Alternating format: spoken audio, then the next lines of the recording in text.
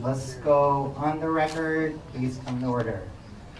This is the time and place for the public participation hearing for the general rate case application of Pacific Gas and Electric Company, or PG&E, and the application was designated as A 18-12-009. Good afternoon, everyone. Thank you for all coming here. My name is Rafael Irag, and I'm the Administrative Law Judge assigned to review this proceeding. With me is Administrative Law Judge Elaine Lau. She's co-assigned with myself to review this proceeding. Let's pause to give President Picker time and get up to the podium. Let's go off the record. Afternoon.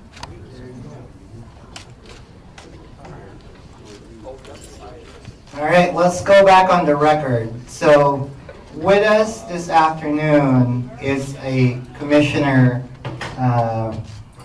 Shoroma, and then we have President Picker. So the assigned commissioner is Leanne Randolph. She's not here today, but we'll work with her office, and the hearing is being transcribed, so her office will get a copy of everything that's said here today, as well as the two other commissioners. So there's a total of 5 commissioners with the Public Utilities Commission. Right now, I'd like to turn it over to President Picker first, if he wants to make a few opening remarks. Thanks. I'll be very brief. This is one of the few of our formal actions in our processes, which are very legalistic, where we just hear general comments from the public. My experiences in rate cases is that we hear a variety of different issues that folks are concerned about. Generally, we don't answer questions as commissioners. We're decision makers. We're almost like judges. And so we're only able to make a decision on the evidence that's presented to us on the record. This will form part of the record, but in every case, we're, as decision makers, really not able to speak to opinions, our thoughts, until we actually render that formal decision at the end of the process when all the evidence is before us. Having said that, we're very interested to hear what people have to say, but please bear with us if we don't react or respond to questions. Thank you very much.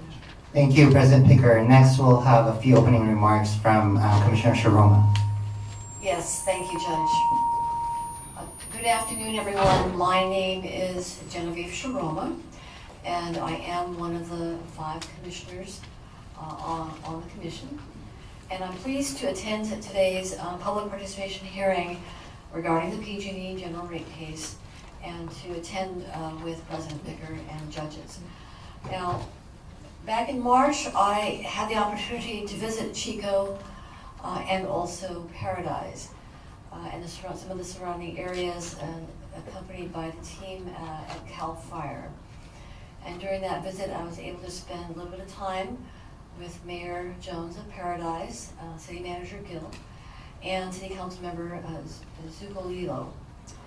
And I was really struck by the dedication to rebuilding the community after the devastating wildfires. And I assure you that the Commission is continuing to do its part in the path forward. Today's comments are very important at public hearings like today's, and I very much value it. I want to thank everyone for attending and speaking today.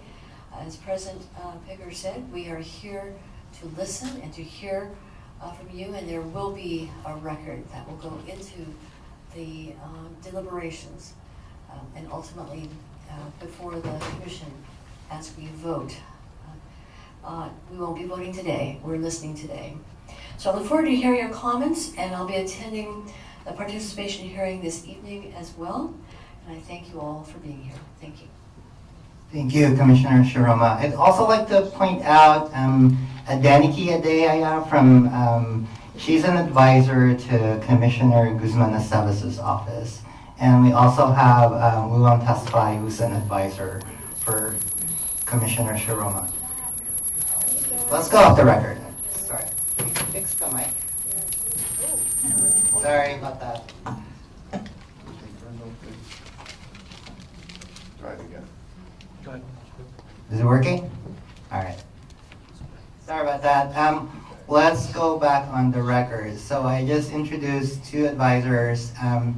They're probably going to stick around for a couple of minutes after the hearing. If you have factual questions or questions on how to obtain more information about the PUC, they're going to stay a couple of minutes after the hearing and you can approach them. But I think they're only here for a couple of minutes. You can also approach the person that's outside that signed you up to speak. She's a representative of the Commission's Public Advisor's Office. They provide general information regarding the Public Utilities Commission. She can also point you to helpful links and tell you how to get in touch with us through email or by writing. I also want to introduce, there's the two court reporters that are seated in front of us. They're taking down every comment that's going to be said here today. So President Picker and Commissioner Shoroma can review the comments, and then the other commissioners can also go over them. We're here today to hear you talk about the PG&E's application, which is a general rate case application that they file every 3 years. So the general rate case application sets the revenue requirement or the funding level that PG&E says that it needs in order to provide safe and reliable services to you. So these are gas and electric services. And we'd like to hear from you regarding your thoughts about PG&E's application or any personal experiences that you may have regarding their service. They're gonna briefly provide an overview of what's contained in the application if you don't know what the application entails. But generally, for 2020, the average customer's bill will increase by $10.57. So this is for the average customer. If you consume more than the average customer, then it's probably gonna go up a little bit more than that. But PG&E will talk about that when they present their application in the next couple of minutes. So right now, there's just a couple more things I want to tell you about the PUC. So the PUC is the agency that has regulatory authority over what PG&E does. And the PUC has 5 commissioners that are appointed by the governor. So the 5 commissioners are the ones that will vote on the outcome of the application. So we, as the Judge Lau and I, as the administrative law judges, we will be the ones to review the application. We'll be conducting hearings later in September and October. At those hearings, we'll have witnesses from PG&E present testimony and evidence. We'll also have other parties present counter testimony and their own witnesses and evidence.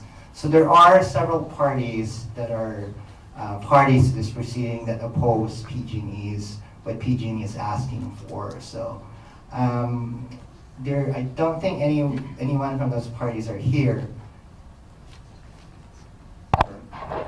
But they are here. They do attend the public hearings every now and then. They were at Stockton yesterday, so this was turned the utility reform network. Anyway, let's go off the record for a while.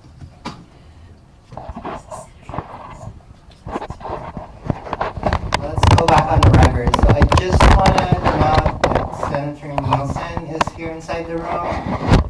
He's here to listen to what you all have to say also, and he's here to observe this public hearing. Thank you, Senator Nielsen, for taking time to come here. So we'll get to hear your comments pretty soon, but right now I want to turn it over to the PG&E representative to say a few words regarding the application.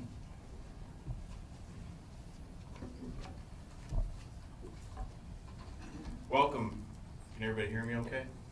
Welcome and thank you everyone for attending today's public participation hearing on PG&E's 2020 general rate case proposal. My name is Carl Schonifer, and I am the Senior Manager for PG&E's North Valley Division. Much of my day-to-day focus includes working with our operational teams to improve our customer experience. This is one of 17 hearings being hosted by the CPUC throughout our 70,000 square mile service area. At each location, representatives from PG&E will be available to assist customers with their question. Some of those folks are out in the entryway as you walked in. We also have representatives here today who can help track down information you need related to this specific proceeding. Our customers' feedback in this process is crucial for us to hear because the application outlines a series of critical safety investments to help address the state's growing wildfire threat and further protect the 16 million people we serve. Thank you to the Commission, Administrative Law Judges Lierag and Lau, and Commissioner Shoroma, as well as President Picker, for this opportunity to learn more from our customers. Now I'd like to introduce Robert Kinney. He's Vice President of Regulatory and External Affairs for PG&E, who would like to say a few words. Carl, thank you. Good afternoon, everyone. Let me start by thanking President Picker and Commissioner Shoroma, Judge Lau, Judge Lierag for giving us the opportunity to say a few brief words and for the opportunity to participate in this process. I also want to thank all the members of the public who have taken time out of their day to show up and to participate and be a part of the process. You are why we are here, so thank you very much for being here. And Senator, thank you also for participating and being here as well. As Carl said, my name is Robert Kinney. I'm PG&E's Vice President of State and Regulatory Affairs. And my job is to manage PG&E's filings and relationships with all of the regulatory bodies with which we interact and with the state and local governmental entities with which we interact. Before joining PG&E, I had the privilege of serving on the Public Utilities Commission in Missouri, and I had the privilege of participating in similar hearings as these. These hearings provide a transparent and respectful way for us to interact with and communicate with our customers. We do truly value, and I speak on behalf of the entire company when I say we value and appreciate and look forward to the public's participation in this process, and the primary reason we're here is to listen to what you have to say. Briefly, I just want to indicate that PG&E's most important responsibility is the safety of our customers and the communities that we serve. And one of the most important ways that we achieve that goal is through the filing of our general rate case proposal, which outlines our plans to upgrade technology and infrastructure to enhance our ability to provide safe and reliable gas and electric service. Our proposal will help bolster fire prevention efforts, risk monitoring, and emergency response efforts. It will also add new and enhanced safety measures. It will increase vegetation management, and it will harden our electric system to increase resiliency and to help further reduce the risk of wildfire. Under our proposal, we are requesting an increase of $1.1 billion over current revenues. More than half of the proposed increase would be directly related to wildfire prevention, risk reduction, and additional safety enhancements. And as Judge Lierag indicated, if approved by the CPUC, it would increase a typical residential customer's bill by approximately 6.4% or $10.57 a month. And that includes $8.73 per month for electricity and $1.84 a month for natural gas. So I believe it's important that you understand and that we share with you where your money is going. It's also important that we share with you and tell you where your money is not going. While the GRC proposal is intended to help fund a series of significant and important safety investments, it does not request funding for any PG&E corporation or utility officer compensation. That means it does not go to pay my salary or the salaries of any of my colleagues. The proposal also does not request funding for potential wildfire claims involved in the Chapter 11 bankruptcy process. The GRC proposal is a significant request. We recognize that fact, and it comes at a difficult time. There's really never a good time for a rate increase, and we do understand that. As always, our commitment is to keep customer costs as low as possible. while meeting our responsibilities to safely serve our customers, even as changing climate risk presents significant new challenges. The funding proposal, as you know, and as the judges indicated, is subject to the CPUC's thorough, open, and transparent review and approval process. As President Picker indicated, this is the part of the process that is exclusively devoted to hearing from customers. We encourage and welcome our customers to provide feedback and participate in this important public process. I thank you again for being here today, and we very much look forward to hearing what you have to say. And thank you again for allowing us the opportunity to speak. All right, thank you. Is there anyone here from, representative from any of the parties? Hearing none, let's proceed. So first, let me just interrupt with the safety announcement. So in case of an emergency, we will follow instructions from the CHP officer over here regarding how to evacuate if we need to evacuate. In the event of an earthquake, we'll do the duck cover and hold. Please raise your hand if you know CPR so we can ask for your assistance. All right, you've seen, okay, so thank you. Please provide us your assistance, but hopefully it won't be needed.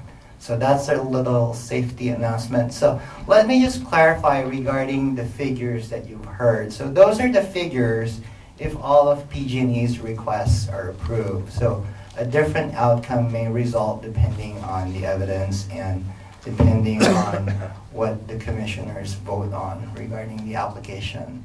So now let's get to the main part, which is to hear from you. I have a list of 30 names. If you're not here, at the end of this list, I'm going to ask if people did not sign up but want to talk. So there is going to be an opportunity for that. So I'm going to call a couple of names, probably 3 or 4, just so you know you're next in line. Also, we do want to hear from everyone, so let's try to cooperate and make that happen. Please direct your comments to us. We want to hear from you. What you say has bearing on the application and what is decided regarding the application. So please avoid or limit addressing the rest of the folks that are out here. If you want to talk to them, we can do that after the hearing. But for the most part, please direct your comments to us, the 4 of us here.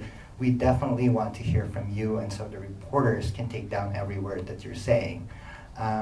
When you're called, please spell your last name.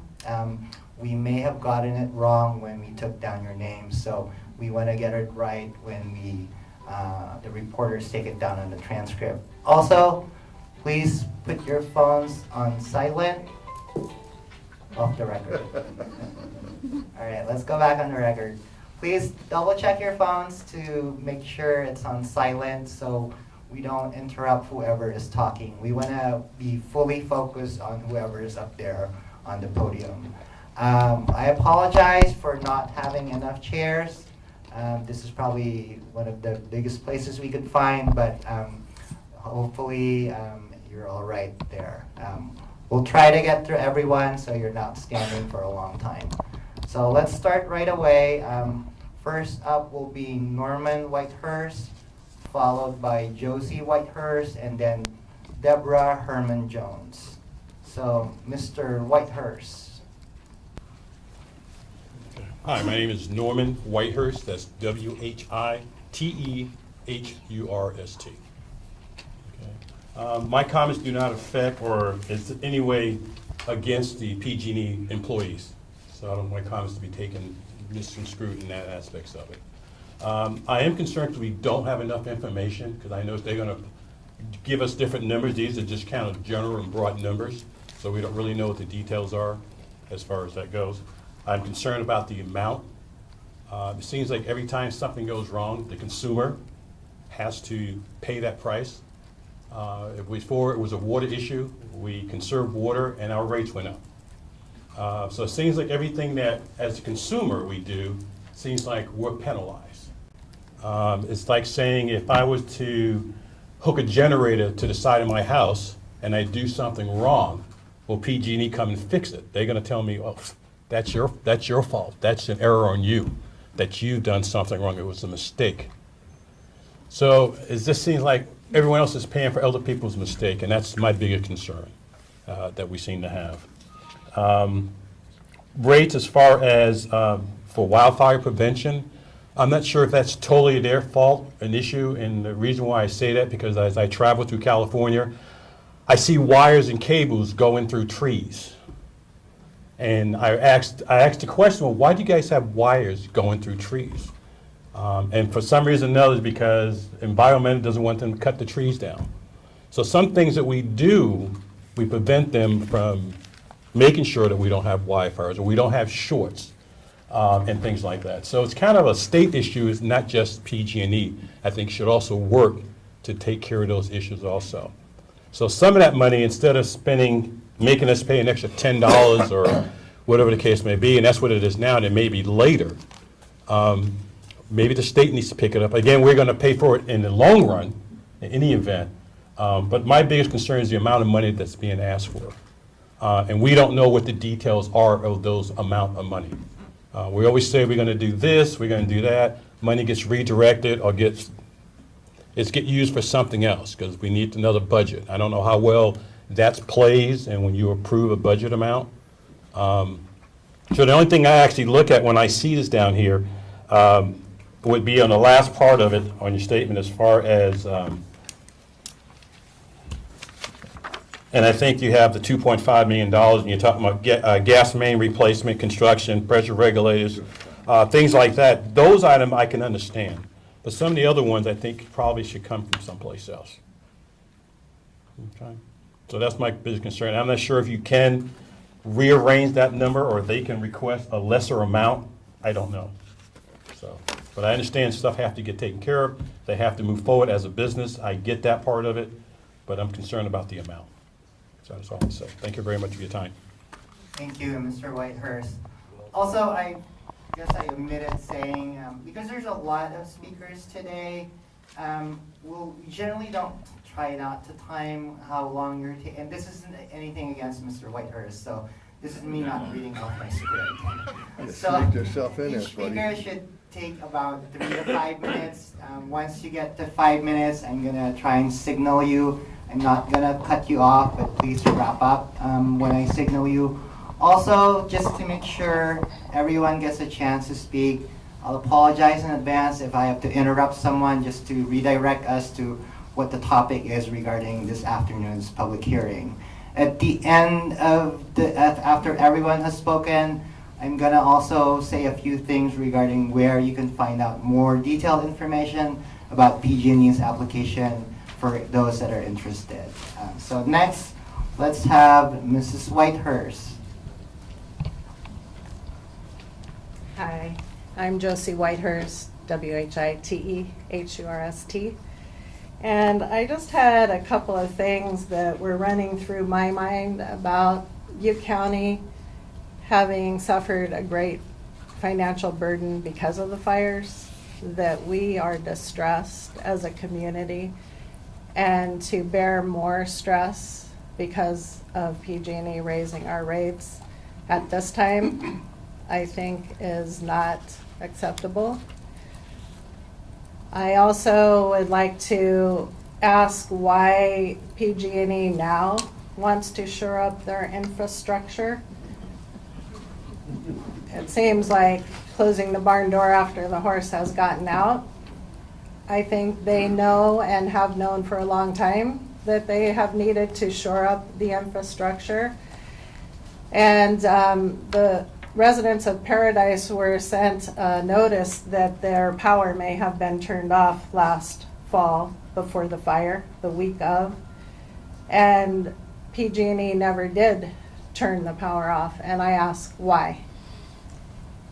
Why not then? I do believe that would have made a huge difference to the residents of Paradise and to our community. Also, I was listening to the news prior to PG&E declaring bankruptcy, and it was reported that their highest corporate officers were given large raises before. The bankruptcy was asked for and put into place, and I asked why that money couldn't have been used instead of our money to raise the rates to shore up the infrastructure. So in closing, I would like to ask you to consider the burden that we are all under as citizens of Butte County. Thank you. Thank you. Next up is Miss Deborah Herman Jones, followed by Gary Walt, Joe Cardozo, and Bob Mulholland.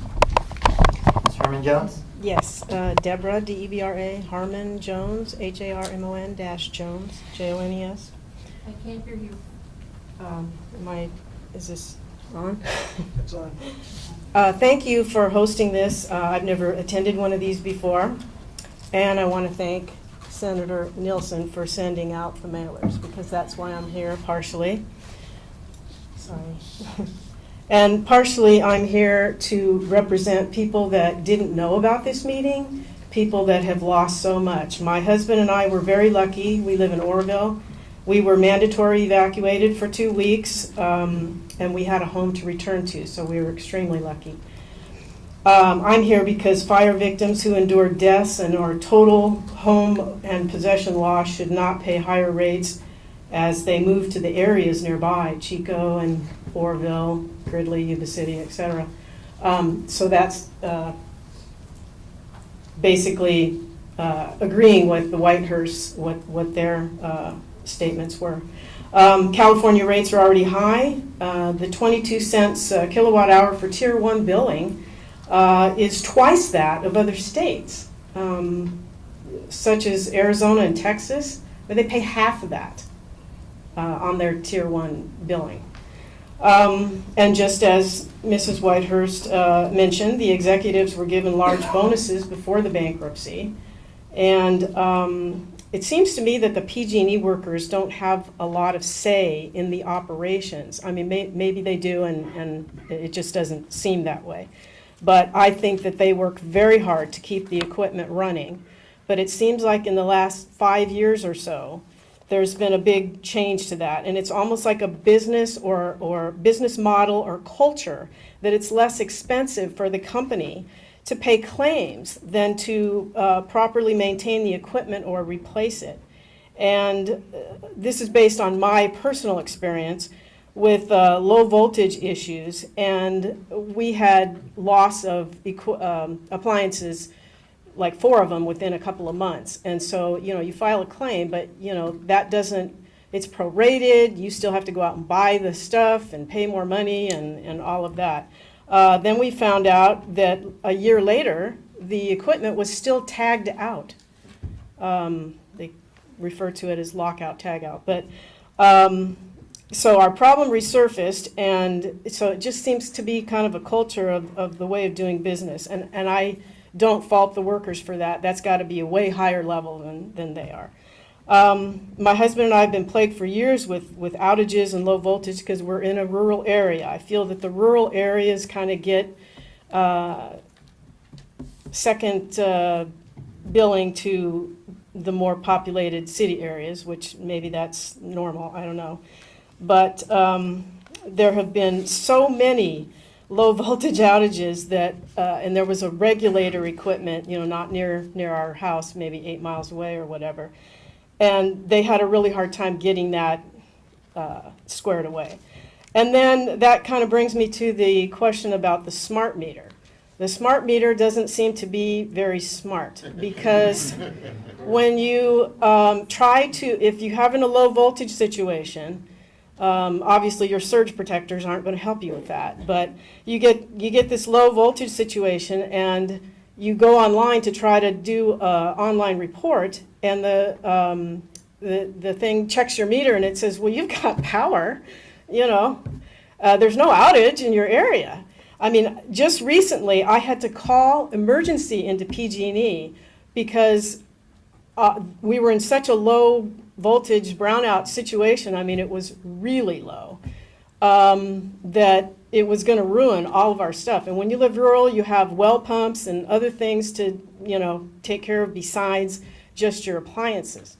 So anyway, the people that I've spoken to on the phone and workers that have come out to the house have been absolutely wonderful. And this woman on the phone, I said, hey, you're going to ruin all our stuff and all our neighbors. You need to turn the power off to our area because it's so bad.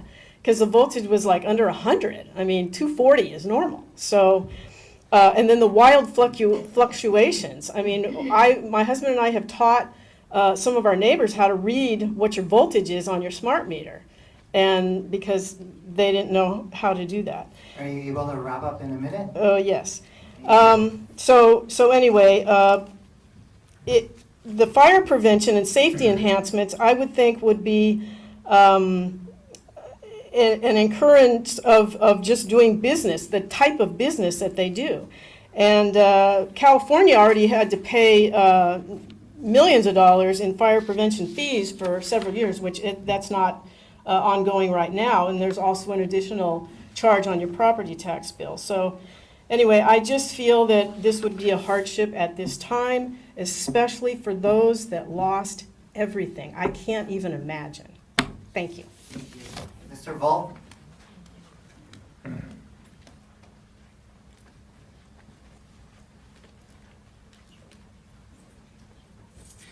My name is Gary Wolt, W-O-L-T. German.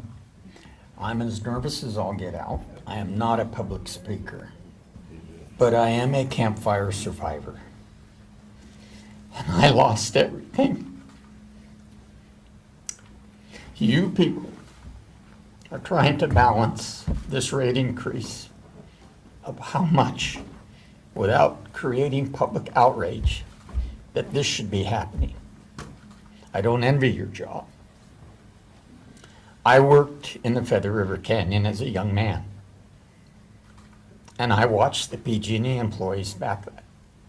Something has dramatically changed in that company in the last 40 years. I don't know if you have the ability, if your job entails actually looking at PG&E and how it's organized, but they have lost something. Whether it's the people at the ground level being involved with the CEOs and their board and deciding where this money goes and how it's allocated, I don't know. But having a bunch of pencil pushers in charge of PG&E that have never worked in the field, that have never climbed a pole, that doesn't seem right. You may or may not have the ability to affect that, I don't know. I don't want to ramble on here, but the governor just signed a bill, and maybe you can help me out here. It had something to do with a wildfire contingency fund. We're paying for that. I'm also paying for a rate increase. How about we use some of that money to defray the rate increase? Does it all have to apply to just the consumer? I mean, if we're going to affect every PG&E customer in this state, maybe we need to use some of those emergency funds to help those people that are on the bubble. And as part of your deliberation on whether to grant this increase, there's a certain amount of our society that is always on that financial bubble. And a simple increase, and I don't care what the numbers PG&E puts on a piece of paper, they can tell you anything. But there's a certain amount of people in our society that are always financially on that bubble. And when you do a rate increase, you have to ask yourself, how many more homeless people are you going to make? Every tax increase, every utility increase, you are affecting every household in this state. And some can be affected adversely. I don't know where you pull your information to make these decisions, but I'm hoping and praying that you do what's best for the consumer in this state. Thank you. Thank you. Mr. Cardozo?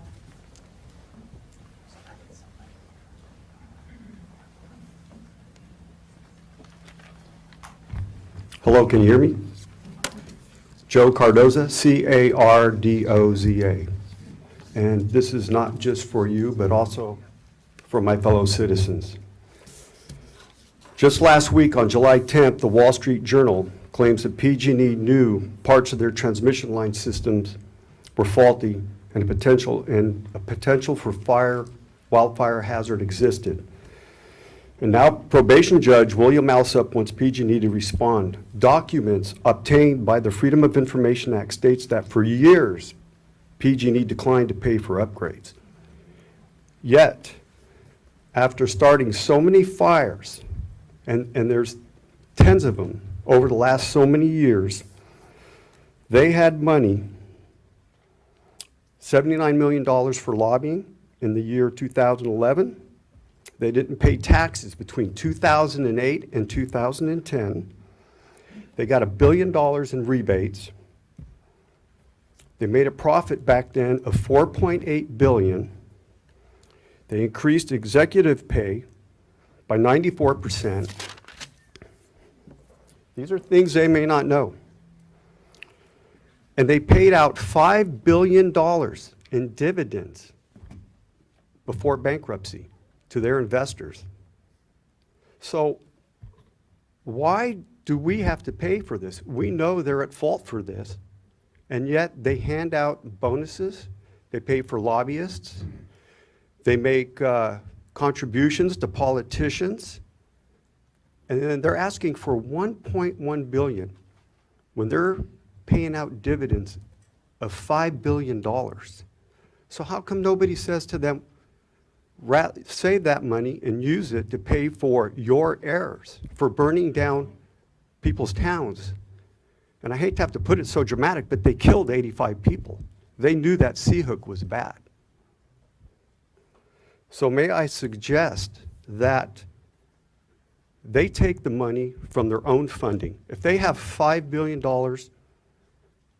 for dividends, if they have millions of dollars for bonuses, they can pay for their own safety equipment. They always talk about safety first. They put out commercials for years, and yet it's proven that they did not fix their lines. May I suggest in the future that they build a fund for themselves instead of profits, instead of dividends to investors, that they keep a fund, an emergency fund for a rainy day, just like Governor Brown did for the state of California. Why don't they do that? What's wrong with that business model? It's a good idea.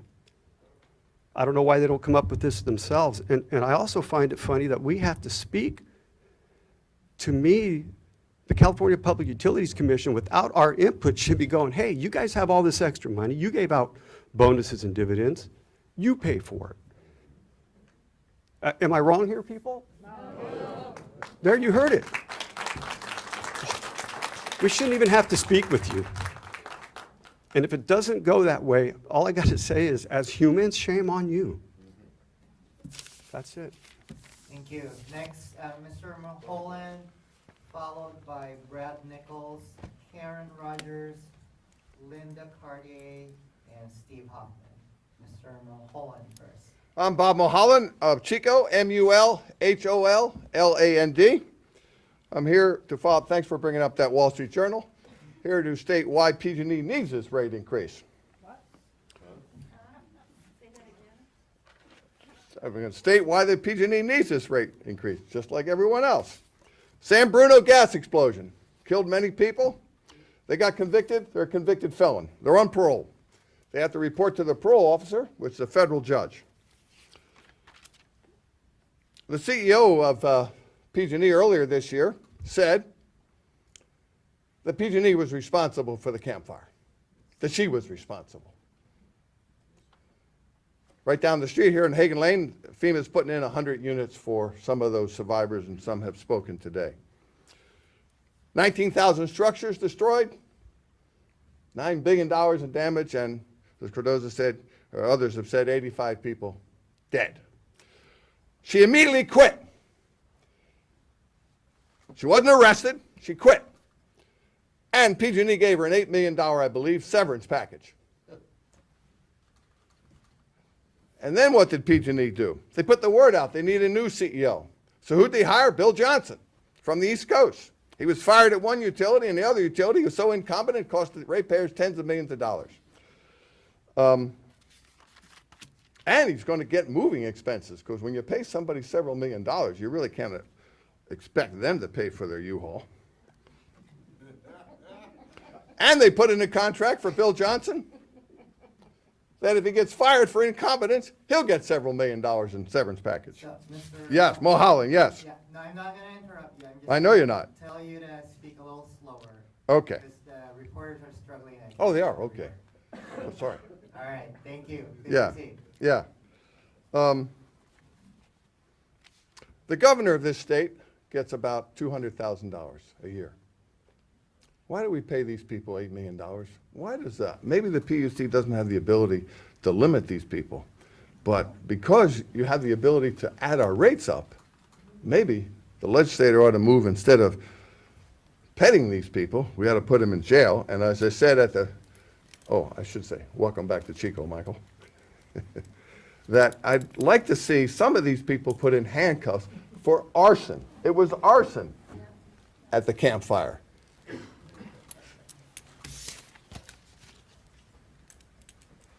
Thank you. Next is Mr. Nichols.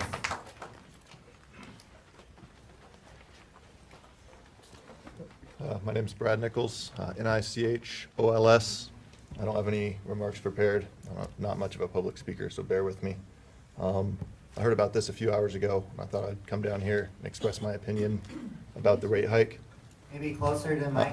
Sorry, I thought I'd come down here and express my opinion about the rate hike. I'm against it. I think this is a private company that's out there to make profits. I think they make good profits. As people have mentioned, they make enough to pay millions in bonuses, millions to lobbyists, $8 million to their CEO. But they're asking for, it's $10 a month, but they're asking for more from, people that, this is a community that's already been greatly affected by their actions or inactions, as the case may be. And they're asking, us to foot the bill for their mistakes. They're going into bankruptcy. Seems like they can't manage their equipment. They can't manage their finances, but somehow the people that are forced to use them for their power, like we don't have a choice in who we get our power from, but they want us to pay for it rather than their investors who chose to associate with that company. If they have enough confidence to invest their money with the company, let them use that money to do business the way it should be done without, causing towns to burn to the ground. That's really all I have to say about it. Thank you for giving me the opportunity to speak. Thank you, and you spoke very well. We understood what you said. Next is Ms. Rogers. Oh.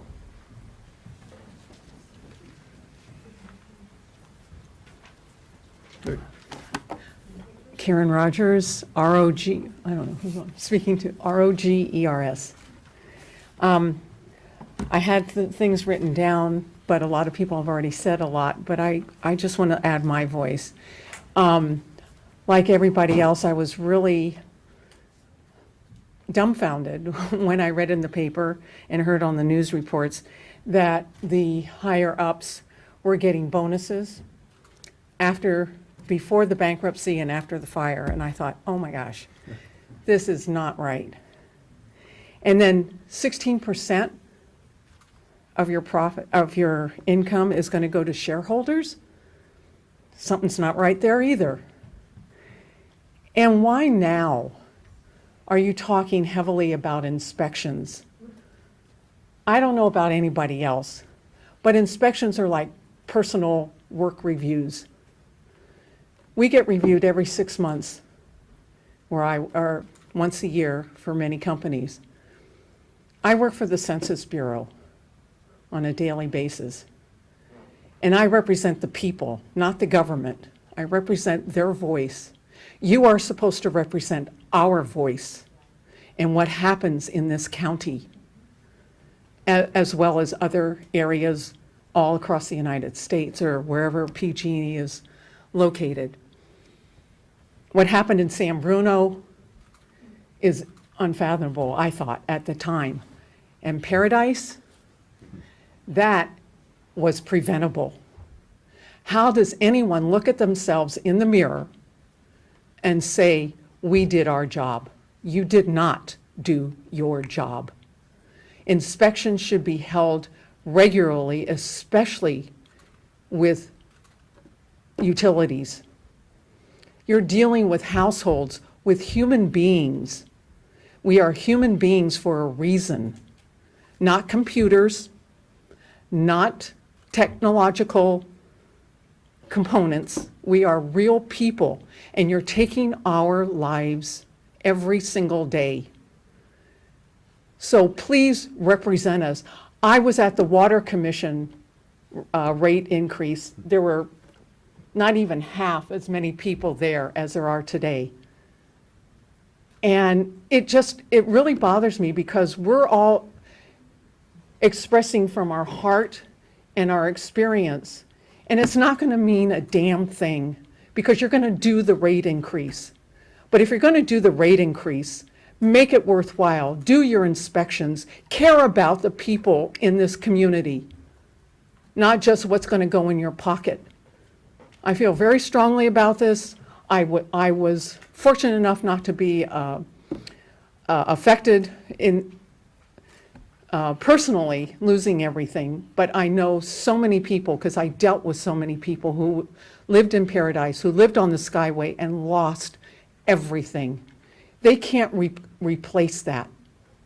Thank God many of them survived, but we lost 86 people in that fire. And I don't remember how many people were lost in San Bruno. Pardon? 8. 8 is 8 too many. Because, yes.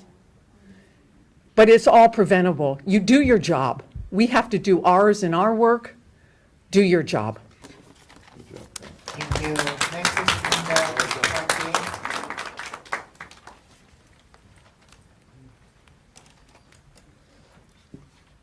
Hi, can everybody hear me? No? Is that better? Yes. Linda Cartier, C-A-R-T-I-E-R. I'm here representing the disabled and other elderly people who could not be here. I don't usually come to meetings like this. I've wanted to go to things like city council and things like this, but when they're mostly held in the Bay Area or Sacramento, I don't have a car and I don't have a way to get there, and I can't afford it anyway. And locally, I don't generally have the energy to sit through a meeting. I look okay, but my spine is disintegrating. Anyway, just on a personal note, I had the money a few years ago, about 12 years ago, to buy a mobile home in Paradise for cash. But it was the beginning of the housing crunch, or fiasco, and I realized that I wouldn't be able to sustain the rent for the space over time because I'm on Social Security Disability and SSI, and with $951 a month income, you know, $500 was just gonna not do it for me. If I had done that, I would have died in that fire because I haven't had a car for 7 years and am able to drive right now. So I would have been one more person dead in the fire.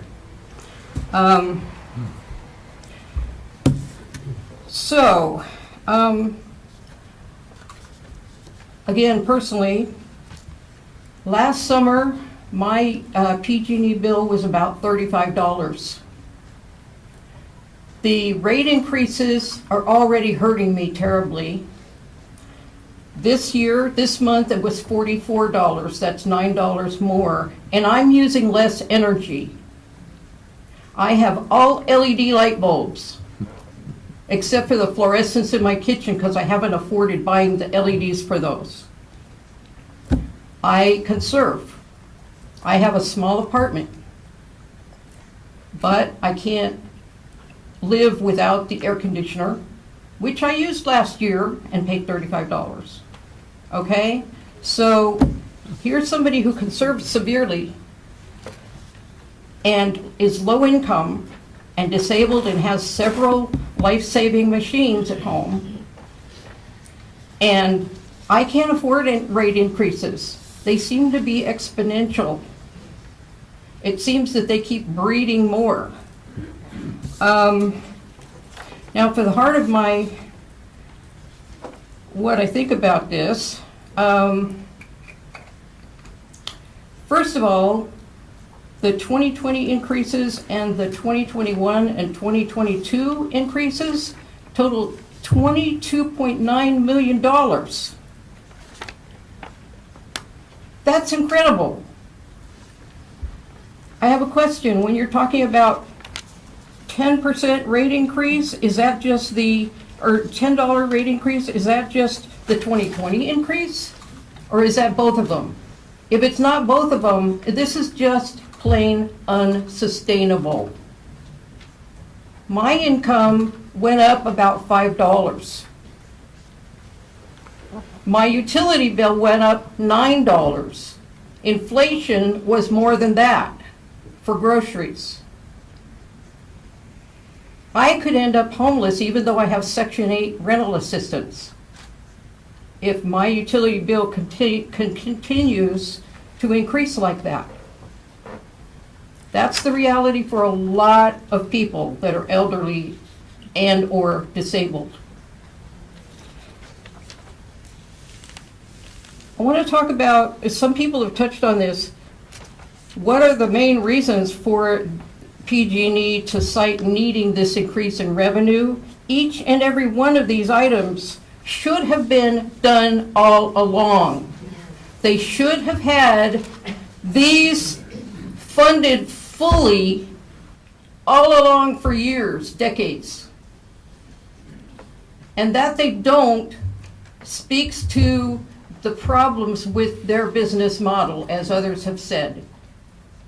To give huge bonuses and huge dividends when towns are getting destroyed and people are being priced out of having a home because they can't pay their utilities is just not okay. Please do the right thing instead of acting like you're in PG&E's pocket. Thank you. Thank you. Next is Mr. Hoffman, followed by Ann Schwab, Bruce McClellan, Patty Savage, and Susan Sullivan. Mr. Hoffman. Good afternoon, my name is Steve Hoffman, Hoffman. And I really don't like to come to places like this, but I just felt like I was responsible to do that. First thing I want to say is I have absolutely no confidence in PG&E being able to manage money.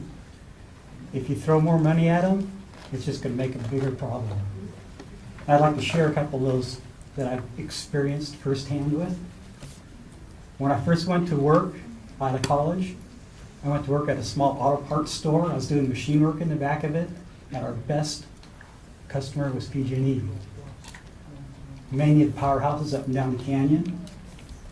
What we routinely did was send new washers and dryers, refrigerators, and color TVs up and down the canyon, billed out as nuts and bolts and equipment. Okay? Second example I have is I have a relative that used to work for PG&E down in San Francisco. He had a little office.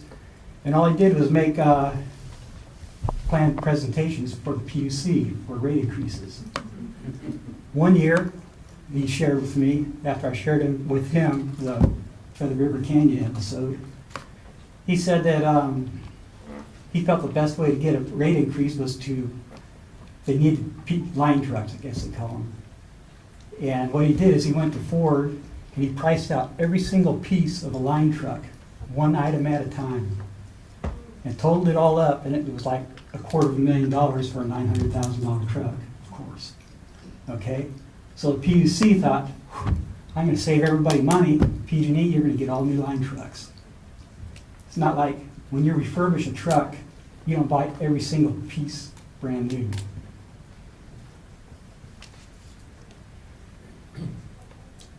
Very next day, he was back in his office in San Francisco preparing his next presentation for the PUC. I had to check out my teleprompter here. So how's PG&E gonna get their next rate increase? It looks like they're gonna burn down a community and kill 85 people of our neighbors.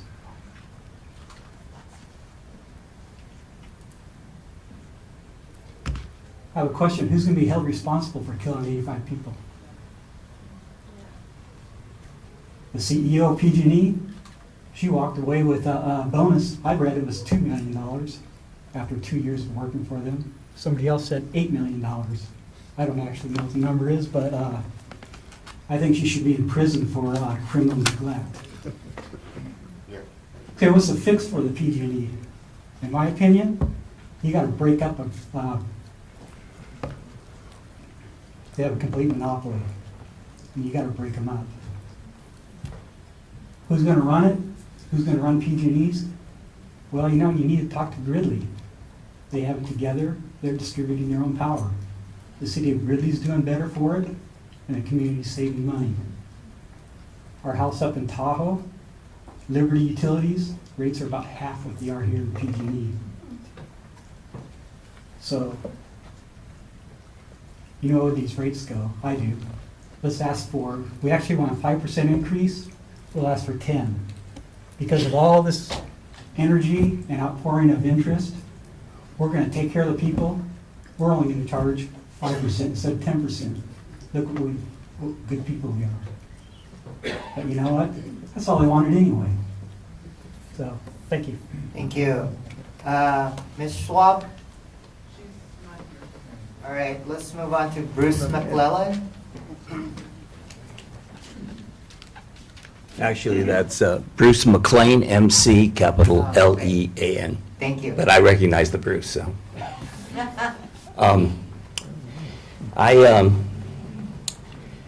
It's just been touched on now, but I think many, if not most of the problems that have been discussed and concerns that we all have to do with PG&E being a private company and not being run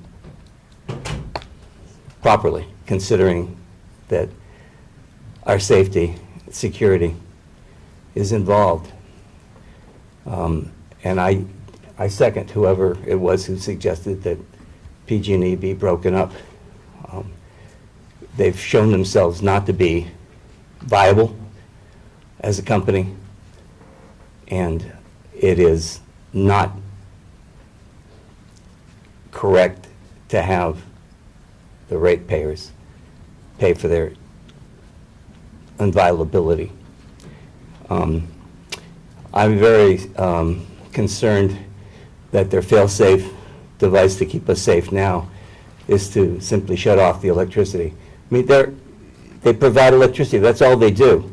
If the only way that they can keep us safe, ultimately, is by denying us the service that we need, and it is not easy for us if they shut off our electricity. Who's going to pay for the food that goes rotten in my refrigerator? Me and you. There's something criminally wrong here. Something criminally wrong. And I agree with the person who brought up Gridley.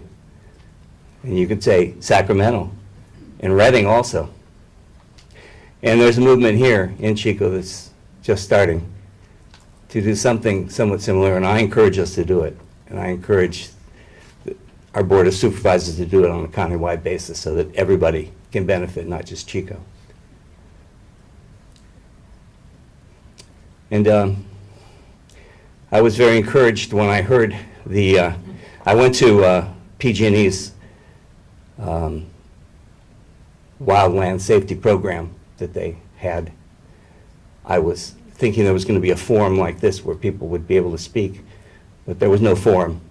There was a suggestion box, and you know where my suggestion would have gone had I put it in there. So I talked to people. I was happy to hear that they were finally considering putting underground the electrical power structure.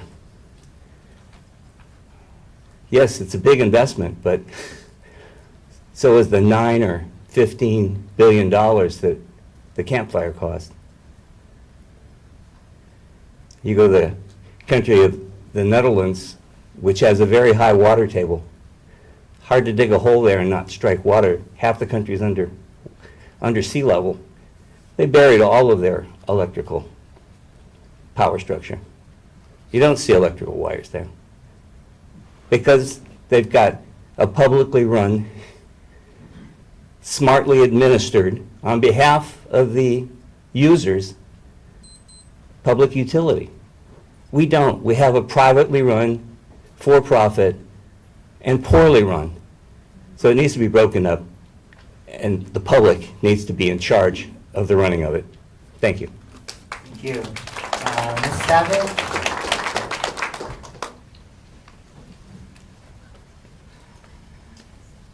I'm also not a public speaker.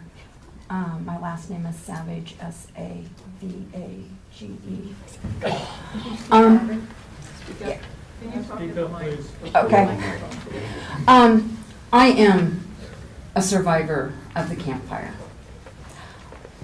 Fortunately, I wasn't at home when the fire came through Paradise because my son had called me on the afternoon of the 7th and said, hey, my friend Steve is being sent to turn off the electricity in Oroville. And so he asked me to give you a call in case you had plans to do something tomorrow. Maybe you should do it today. Or if you don't want to be home, don't be home. And I hung up and I complained to my friend and I said, I don't want to wake up at 4 a.m. to make coffee, and nobody likes me if I don't have coffee. And so they suggested that I go up to their house in Cohasset where they had a generator and I could have coffee whether we had electricity or not. And so I woke up at 7 a.m. and I saw the plume that mistakenly I thought was a storm cloud. And the sun was peeking out from behind it and I said, oh, isn't that beautiful, and we're going to have rain and we don't have to worry about fire for a while. And they said, that's not a storm cloud. And then I realized that it was a plume because there was only one. And so I jumped in my car and I tried to make it back up. And I got to Bruce Road and Skyway at 8:30 in the morning, and it was already closed. I couldn't go up. And I was devastated because I couldn't get my kids and my grandkids' baby pictures out of the house. I couldn't get the jacket that I kept after my mom died. So when I really needed my mom, I could go hug it and smell her. There's lots of things that I had that were stuff, but there's things that can't be replaced. And to have these corporate executives making over $1 million a year and then asking for more money. They filed bankruptcy so they can get out of paying the survivors what they're due because they were negligent in keeping their equipment up to date. From what I understand, even if they would have turned off that power that day, it still would have happened because it was a transformer, not a line. So they turn off our power now, and what happens when it's another transformer that they can't keep up to date? I'm tired of the CPUC giving them a break. They don't deserve it. You make sure they make a profit and they get money to give their shareholders every year. That's not right. We're the victims and you're asking us to pay the victims. That would be like sending the rape victim to jail and not the rapist. It's pitiful what they're doing. You know, if they want to have more money, how about they reduce their salaries? How about they reduce their dividends? How about they reduce their lobbying and their campaign funds to try to bribe or whatever they plan on doing with those funds? I'm not saying that any of the politicians, whether they knowingly accepted it or not, that they were bribed by it. But money talks. And I don't see a whole lot of people doing the walk. And I'm disappointed. When I rebuild in Paradise, I'm going solar, and if I can have nothing to do with PG&E, I'm going to. Because even though they're gonna be there with their lines underground or overhead, depending on what they decide to do, I'm not going to pay for their salaries to destroy my home again. And I think it's a shame that they're asking us to do that. Thank you. Thank you. Next is Susan Sullivan, followed by Linda Kennedy and Catherine Stevens, David Barker, and Keith Bristow. Ms. Sullivan? Susan Sullivan, Sullivan, and I don't like public speaking either. I know we're not supposed to ask questions, but I want to know why this wasn't a meeting about breaking up PG&E. That is what we should be here for. I don't know what the CPUC does. They're supposed to regulate PG&E, watch after them, make sure the money's spent wisely. After the San Bruno pipeline explosion, which is a half a mile away from where I grew up, many high school friends, parents lost their homes and their lives there. And that was due to improper inspection of lines or pipes. And yet, after that, PG&E asked for and got permission to do the smart meters. The job of the CPUC should have been to hound on PG&E to make sure their system was safe and inspected and repaired. I don't know how you go home and sleep at night. On a daily basis, I live in Chico. Hundreds of my friends lost everything. My old home on Honey Run is gone. An old neighbor is gone. A girlfriend, her mother had a stroke a week after the fire. Their family lost 2 houses in Congal. Her mother passed away last month. She's not going to be counted among the 85 dead. Not everybody here is a survivor from Camp Fire. There are people from Chico too. It's not impacted. You're penalizing the people that lost everything. Their community, their homes. I have friends all over the state now, all over the country. Because it's going to be years before it's safe to move back to Paradise. And you want to build them for the negligence of PG&E and the negligence of the CPUC to make sure PG&E maintain their lines? I'm sorry, it can't not be emotional. I run into friends. I ran into a friend yesterday that had spent 27 hours stuck up on Edgewood after the fire. And that's a location where people did not make it out. I want to know why. The first thing, if PG&E is concerned about safety, is that they haven't put sirens up in these foothill communities. They shut down power already for over 24 hours. There's no means for the people in the foothills to communicate if they don't have their cell phones charged. If another fire came, how would they even know? So if PG&E's first concern is safety, the first thing they should do is have sirens up and down and in Chico, because the fire did almost come to Chico. It came to Bruce Road and over 99, I think. It's not acceptable. They've had focus groups, spent money on that. I'm sure sirens would be cheaper. This is not the time for a rate increase. Was it 238 million in bonuses went out to executives? How do any of you sleep at night with what you've done? PG&E needs to be broken up. It needs to be managed on a local level.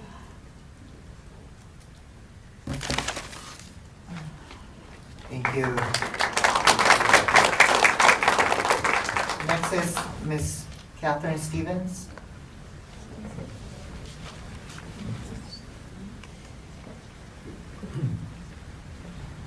So Ms. Stevens is number 16 on the list of speakers.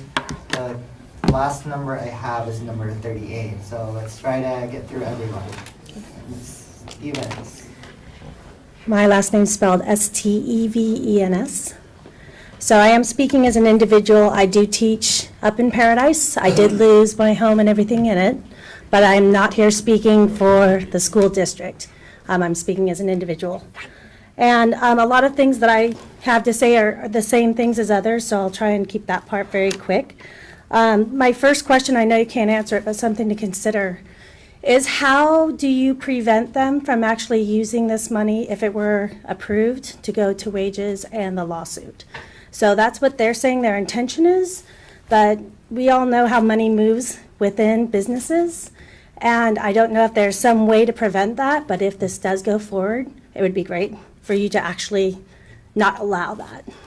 This money should not be going for them paying for what they've done wrong and for them to be paying more money for people that are not doing their job properly. I also am concerned about it saying that there is money for liability insurance. Having to move from Paradise to Chico, and we're lucky that we were able to settle in Chico, I had a $550 increase in my rent. No one's helping me with that. That's just our responsibility.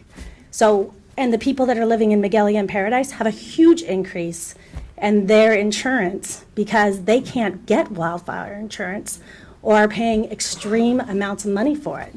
And no one's helping them. And it's not just about, well, we can't get, therefore they shouldn't. That's not what we're saying. There's a lot of pain in this area, and you can tell. A lot of people are suffering. A lot of people have lost a lot. But what they're saying is that's why you should make your decision. You should make your decision because they have an excess of money that they're not using in an appropriate fashion. They should be making cuts within their own wages. That's what you do when you have a business and you want to spend more money than what you're bringing in. You make cuts and you use your money more efficiently. And that's what we're asking them to do. Not put it all on the back of the people that they've harmed or just the people that are benefiting from it. People have lost their homes, and then you're asking us to pay more. Are you going to exempt us from that because we lost our homes, or what are you going to do to balance that? They should not be able to collect more money off of us after they burned everything I owned. And so I think that's another consideration to have in there. I do not understand why it's a private company that is for profit. Like in teaching, nothing's for profit. Well, some charters, but we try not to do that. So, I work for the Paradise Unified School District. We do not make money. We teach children. They're providing a service of giving us electricity and gas. They should not be making money off of that. The police force does not make money off of what they do. It's a public service. And I think it should be the same way. And then the last thing, and I don't know if you'd have an opportunity to do this, is just more of an explanation of this process and how this works as far as you making your decision, what you consider. I know there's websites and things like that, but since we're here, if you could explain how this is going to go forth, that would be appreciated. Thank you. I think I skipped Ms. Linda Kennedy. I thought you did.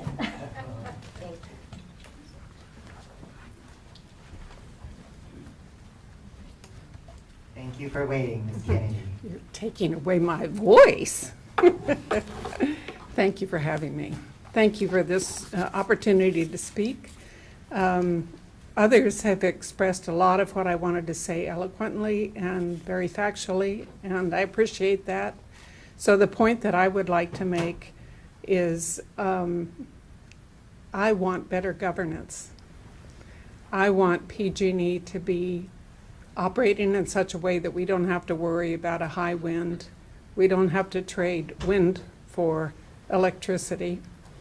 And I really honestly don't understand the relationship between CPUC and PG&E. I thought you were an oversight committee, and I thought that you were looking at their operation and that you had some ability to be able to influence the way it's being run. And all these points that have been made about it being a for-profit organization, It's really hard to measure that when you're talking about such personal loss in this community. So, if I thought as I was preparing my remarks that I could make the point that maybe the CPUC is partially responsible for our tragedy. If it is because of a lack of oversight, then I would ask for better governance from both PG&E and also CPUC. So, thank you very much. Thank you. Mr. David Barker is next. Followed by Keith Bristow, Helen Dennis, and Mary Kay Benson. Mr. Barker. Hi, I'm David Barker, B-A-R-K-E-R, and most people have already touched on pretty much what I wanted to say, and it all goes hand in hand. I see nothing going to become of this because nobody's really being held accountable. I mean, if you're giving somebody money before they get bankrupt so their higher-ups can make more money, and then we all get shafted down here at the lower end, doesn't make any sense to me. And I'm not a college person, and I haven't gone to college or anything like that. I work like the rest of everybody else. And I just feel that, we're not stupid. None of us in here are stupid. I mean, we can say what we want, and we know what we want to say. And what's going on here is just totally, in my opinion, ignorant. I mean, let's be real about it. And anybody that wants to argue that would really have a hard time doing that. So I'm just here to say that it's just totally wrong, and PG&E should be held accountable. If I go out and wreck my car because I was drinking, somebody gonna come bail me out? No, I have to bail myself out, and then I gotta go through all the whatever they do anymore. So, it doesn't work that way with PG&E. We're supposed to bail them out while they sit at their pools and drink a glass of wine and watch the ball game? I'm sorry, that just doesn't work in my book, and I'm going solar, and I know a lot of other people are too. And when that happens, then where's PG&E gonna be? Asking for more money from us because we're all solar now? Yeah, that's not gonna fly, because they won't get it then, so this is gonna be a short course. Thank you. Thank you. Mr. Bristow?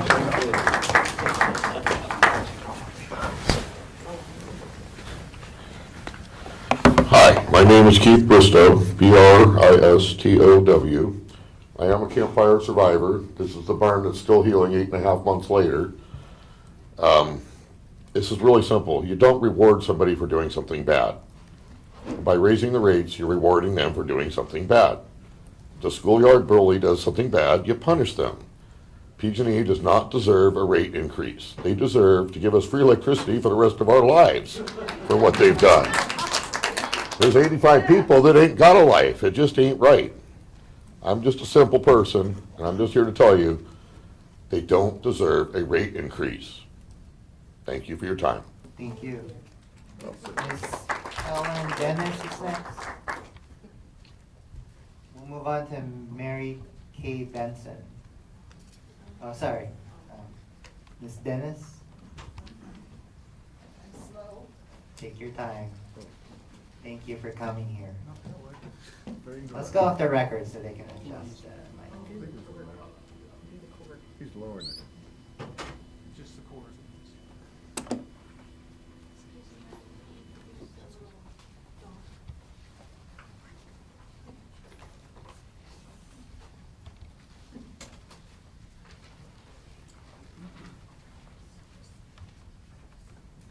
Hello, my name is Helen Dennis. Hang on, let's go back on the record so we can get everything that you're saying.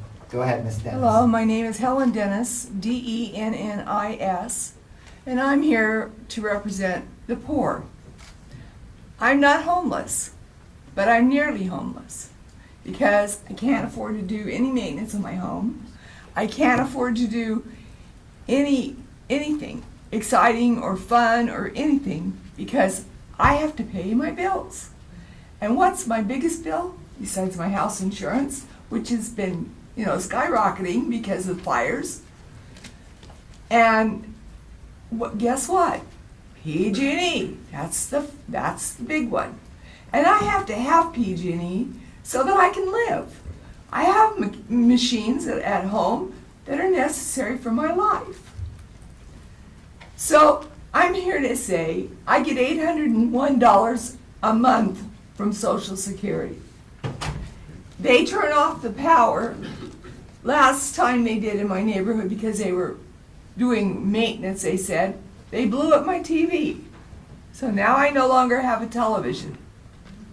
So what are they going to blow up next? And what are they going to do for my food that goes to waste? Because I can't eat it, I can't cook it, I can't do anything with it because they've turned off my power. I want to know what's going to happen. Why are they being allowed to be kings of our country? They think they're a god, and you guys allow it. And that's wrong.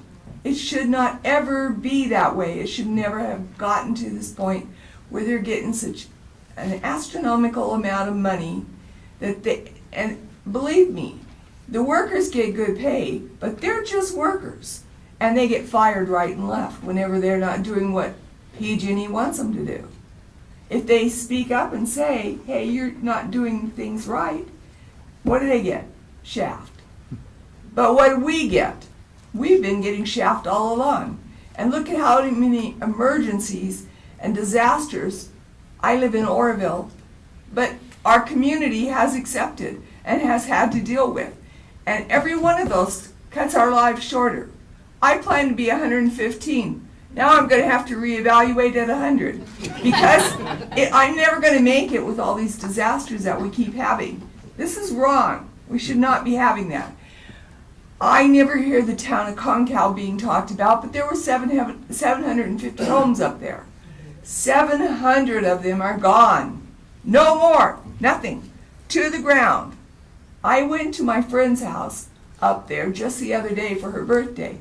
She's trying to live in this little dinky trailer. No bathroom facilities, no water, no nothing. She's trying to live there while they are supposed to be clearing her property. No effort has been made so far so that she can start having a home put there. Others, 6 members of that family are homeless. Not just for her, but other members in the family. I want to know, because I'm speaking for those people too, I want to know what you're going to do for that. And why PUC doesn't stop this. Take and knock them down off that throne that they put themselves on. They are not my God. I just have to pay them or die. That's not what any of us want. And nobody's ever talked about how many little animals are dead. Did you notice I have a service dog on my lap? That service dog is a life giver. It alerts. Guess what? If PG&E turns off, I am going to have to get up because we can't breathe. Does it matter? It should. It shouldn't be, just because I live in a semi-rural area that I'm having this kind of problem. Numerous fires have been started in the field behind my home because of PG&E. They're little transformer stations. That's ridiculous. None of us should have to live like that. And I'm asking you, please do not give them this rate increase. Please make them start digging in their own pockets instead of taking bonuses and raises. We do not need that for they shouldn't be getting that kind of money. Nobody in this world should be getting that kind of money on the backs of the poor and on the backs of the people they serve. You're not serving me when you do that. You're not serving any of us. And I ask that you do something about it. Thank you. Thank you. Next is Miss Mary Kay Benson, followed by Anna Meham, Roger Brady, and then I only have the name Benson. That's Benson. I'm Mary Kay Benson, B-E-N-S-O-N. I'm here representing myself and also 350 Butte County, which includes Chico 350. We're an environmental education advocacy group. I feel, and so many great things have been said by so many people already, and really just speaking from the heart. Our community is terrorized. This feels like domestic terrorism to me, because we have at least 85 people dead, and no one's keeping count of the ones that have died shortly thereafter because of the fire. I testified before this CPUC in Sacramento on January 31st. I found out that right after I testified, the CPUC gave another $1 billion to PG&E. So I don't know how much we affect your decisions. I think not much. But I would like to put on the record that PG&E lobbied the CPUC last year, $350,000. What for? You're their regulatory agency. That feels like terrorism to me. When we're told that if another fire comes along, if the winds are high, they're going to shut down our power, our electricity. Well, it gets to be 108 and probably more up here. It's really hot. We're a frontline community that got burnt out, but we're also in climate crisis, and we're going to have more and more hot days and more hot nights. And guess what? Even when it's really super hot like that and the wind blows, then if PG&E is going to shut down our electricity, you're going to kill a bunch more of us. I don't understand. The whole system is corrupt to me. PG&E pays 80% of our California elected officials. They lobby them. 80% of our elected officials are on the take from PG&E.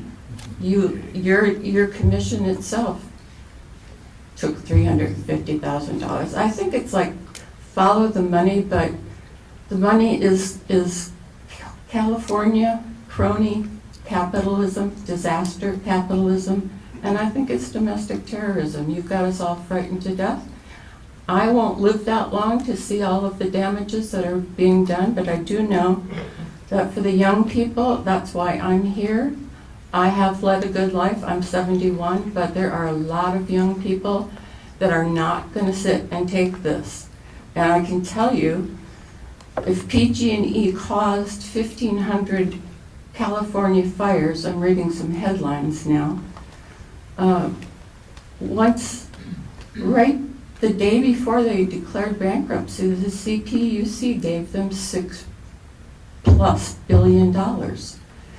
And you know, that makes you co-conspirators, and that also makes you, since PG&E is a 6-time convicted felon, that makes you co-conspirators to the murders that they have committed. And that's not acceptable. And I also just want to tell you that 10,000 corrections or repairs have to be made that they've found since the wildfires. I feel like it's like big oil keeping us bamboozled for 20, 30, 40 years. They knew the repercussions of their drilling, and they knew it was killing people, and they spent their money instead on misinformation and climate denial, paid political operatives. It's the same thing here. You know that what you're doing is killing people.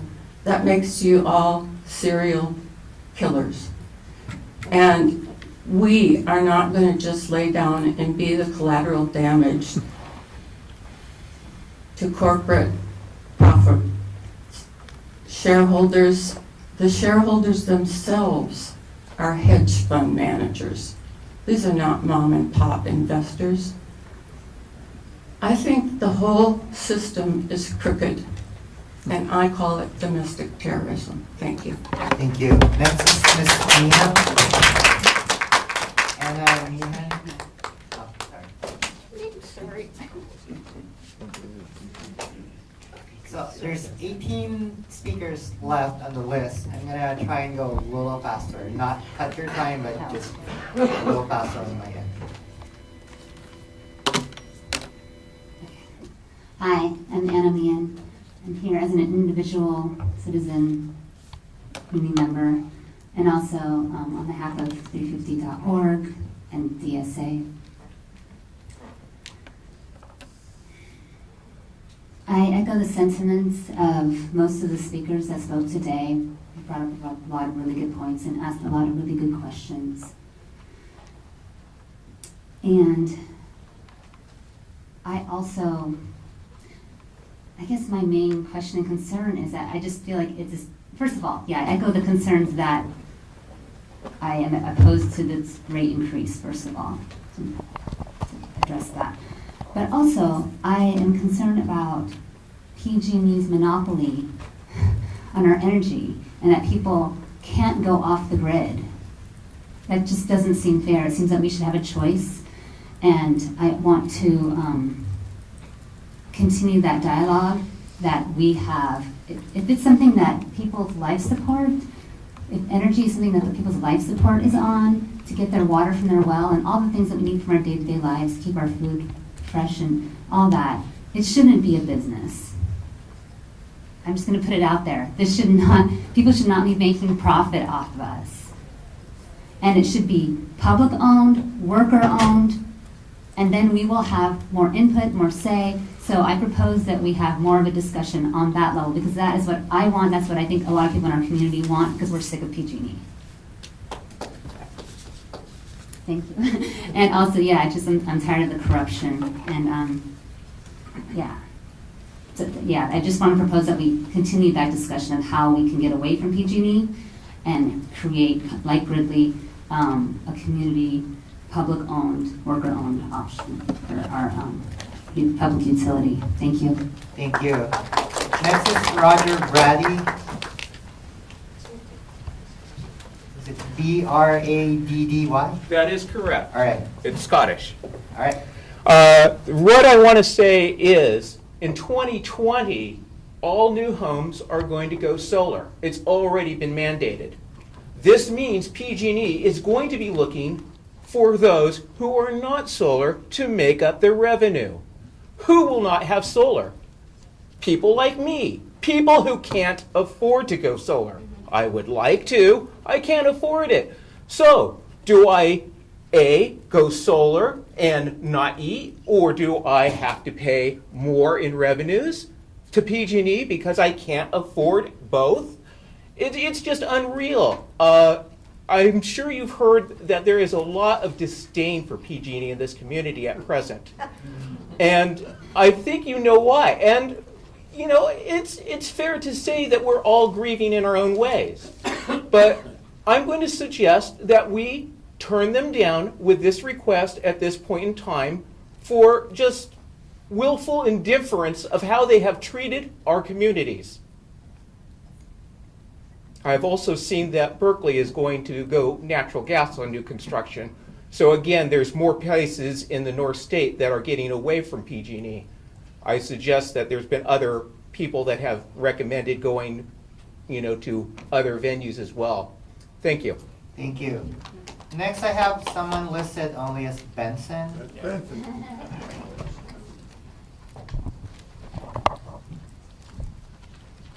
And then after that is Julian Zenner, and then Susan Park, and then L. Hill. Yeah, so y'all the PEC, CEPC, I've been waiting to talk to you for a while, so thanks for the opportunity.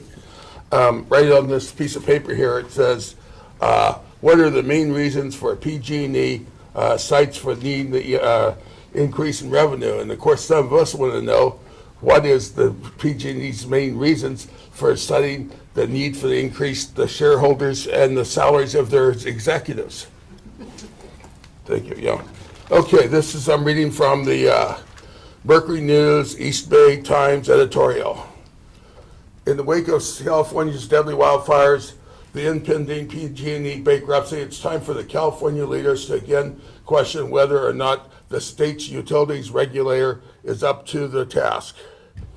The California Public Utilities Commission's ability to provide adequate oversight of PG&E. Sorry, maybe a little slower. Carol's really fast. but Okay, not that fast. I'll start with that last part. The California Public Utilities Commission's ability to provide adequate oversight of PG&E has been in doubt since the 2010 San Bruno explosion, which killed 8 people, injured 66 people, and destroyed 38 homes. And actually, it happened during the daytime. If it happened in the evening when people were home, we'd be talking over 100 people dead. The independent audit in 2015 found that PUC frequent management changes, shifting priorities, and reactive responses to internal, external recommendations post San Bruno has led to less focus, lack of clear direction, and loss of trust and leadership, and unacceptable work backlogs in the PUC. There's no use talking about the PG&E if the PUC can't do its job. That's you folks. And it would be nice if you would actually answer these charges. I'm sure you've already read the editorial many times over. PUC shortcomings also include lack of consistency, focused organization, depth and rigor, adequate record keeping, clear expectations, and follow through in utility inspection practices. If you guys don't stand up and do your job, what's the use of talking about PG&E? There's an organization by the citizens called TURN, the Utility Reform Network. We formed that to make you guys do your job.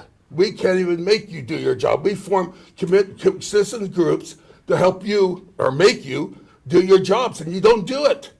It would be nice if you'd tell these people, why you don't do your jobs. Really quick, all you people out here, how many of you trust the PUC? Raise your hands. There you go. Thank you. Thank you. Zenner, Zener.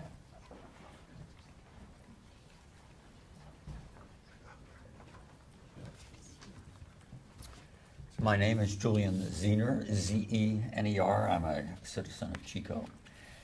I think that PG&E acts the way a major corporation in this country does. There's been a change in the past 50 years. A big corporation does not look after its customers. It looks after its profits and its shareholders. And there's no reason to think that now, after San Bruno, Redding, Santa Rosa, Paradise, that they'll change their habits. This is part of our culture. So how are things supposed to work? There's supposed to be oversight and regulation, and that falls to California Public Utilities Commission. I think that the fault of all of this lies directly with you. There's a bill of particulars. The PUC knew for decades that the high-tension towers in the forest were aged and susceptible to failure. PG&E told you that. They told you that, for instance, the area where the tower was faulty was to be replaced 25 years ago. And PUC asked PG&E, when are you going to do it? And they said, oh, we will. And this conversation went on back and forth. The second thing is that PUC has known that PG&E diverted ratepayers' funds that were earmarked to go for safety inspections were being funneled off to executive salaries and to shareholders. Did the Regulatory Commission do anything about that? No. It talked and said, you guys should be nice, right? And PG&E said, no, we're Citizens United said we're a individual and we can be greedy, and that's the culture. Okay, so the proposal to put lines underground in Paradise, from my point of view, is a travesty. If those lines had been underground on November 8th, the Paradise would still be turned into ashes. The problem is that the high transmission lines going through the forests are structurally unsafe, and PG&E has, despite recommendations for decades, has not insulated those wires. My understanding is that the high tension wire came loose, fell down, and sparked. If they put the money into insulating the high tension wires, Paradise would not have happened. So I think that there has been a real travesty and a scandal as far as California Public Utilities Commission doing their job. They have known about problems. They have not utilized the power and the teeth they have to regulate, and I don't see any change. And I think that is really, really sad. And it may be that the ultimate solution is to eliminate our utility, our energy utility provider from being a private entity to a public entity, because you guys have not been doing your job. Thank you. Thank you. Next is Susan Park. So I'm gonna start spelling out your names. If it's incorrect, please correct it when you get to the stand. Otherwise, I'm just gonna do it. So it's Parke. That's correct. Thank you. Well, I'm one of many in a long line here, and what I wanted to say has already been said, except that there's one word that I haven't heard spoken, and that is that although what's been talked about today and what PG&E is asking for may be legal, but it's immoral. And it's immoral because of the ongoing negligence that they've shown for so many years. And you know, this is just repeating what other people said, but I have a good memory, and I remember the San Bruno fire, the explosion and the fire there. What was particularly egregious about San Bruno was not only that PG&E ignored, people would call in and complain about the smell of gas for over a year before the explosion, that nothing was done. But then what was particularly egregious is that they tried to cover it up through changing their documentation and not making things available. And it was only through the diligence of that mayor of San Bruno who just went after them, and then finally they became responsible. If my memory's right, they were fined a huge amount, billions or millions and millions of dollars, and that fine was completely reduced to something that's probably a few days of profit for PG&E. At this point in time, rather than go on and just restate what's been stated, I just want to say that when you have somebody who tells you one thing but behaves in another way, it causes craziness. When you do that to a child, it causes them to be nuts. When you do that to a spouse, and that's what PG&E does to us when they put on those marketing advertisements telling us how important our safety is. I mean, how stupid do they think we are? I mean, it's absolutely ridiculous. I worked at Feather River Hospital as an RN. The fire was on November 8th. My mother was 93 at the time. She was in assisted living down in Chico. She had bad COPD, coronary COPD. I'm so nervous I can't think of it. Breathing difficulties. She required oxygen constantly. She died November 21st from pneumonia. The hallways where she was living were filled with smoke. She's not going to be counted in the 85, but she needs to be counted. And the other thing that's not being counted that I'm very concerned about is all the toxicity that's up in Paradise right now, people moving back into that area. I mean, I just wonder about the asbestos that's still left on the ground. What happens when a wind comes up? In a way, isn't it kind of a 9/11 repeat? And what are we going to see in another, 19 years, what we're seeing now from the first responders? What are we going to see from this, the effects of the health community, the community of health, not only in Paradise, but all the surrounding communities and Chico? I mean, how far does that blow? We don't know. I mean, I have relatives in the Bay Area who were totally smoke-bound after this. So it's not just us here and now. We're the victims today, but what about all the victims tomorrow? Thank you. Next is Elle Hill, followed by Cynthia Fabian, Robin McCollum, Kim Young, and Richard Goins. Elle Hill, Hill. That's pretty easy. Thank you. So just for clarification, PG&E is a limited liability corporation masquerading as a public utility. Law is generated from maxims, and to this day I have not found a maxim which suggests that a damaged party should pay itself back for the damage caused by another party. That's what these rate hikes are doing.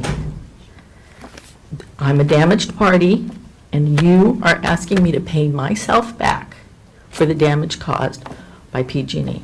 Thank you. Cynthia Fabian, Fabian.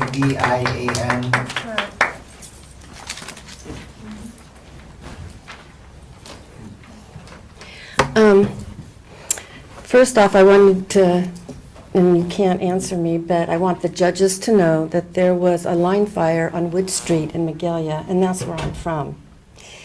That just happened this last week, but it was not reported by the news media, and I don't know why. But for Helen Walker, who died a horrible, gruesome death, and her neighbor who was trying to save her died the same death in Concow, this is for her too. We suffered greatly, and I suffered greatly. And one of the things on November 7th, an employee, a local employee, PG&E employee, came to my door and said, we're going to turn off your electricity for the next 5 days. And that was in the evening. He came by and knocked on my door and said that. So I was upset. I asked him, well, what are all these people that are disabled going to do that have oxygen or whatever? Oh, we'll go out and buy a generator. And he left. I knew then it was going to be bad. And we are not getting our communication, text communications in Magalia. And I've addressed that with PG&E. And I want the judges to know that. I didn't get them before the fire, but they came in like 4 or 5 days later when I was in Yuba City in a hotel. Just recently, the same thing happened. I got the email that they might turn off the electricity, but that was it. The text message came in 2 or 3 days later, after for 22 hours I was without electricity, that I now have a lady in hospice that I'm power of attorney for, healthcare, her aide, housing with me because her house burnt down. And I had to get them out, the aide out, and then go back up to Magalia. So I've been through a lot. I was on the fire line, my house restoration. It's completely smoke-filled. It's a mess. I struggle with insurance companies. I can't get the text messages. I don't know when you're going to turn it off, when you're not going to turn it off. Needless to say, I did go out and buy a generator, and luckily I was able to gather the funds just from the rent that I'm getting from the 94-year-old who's now on hospice.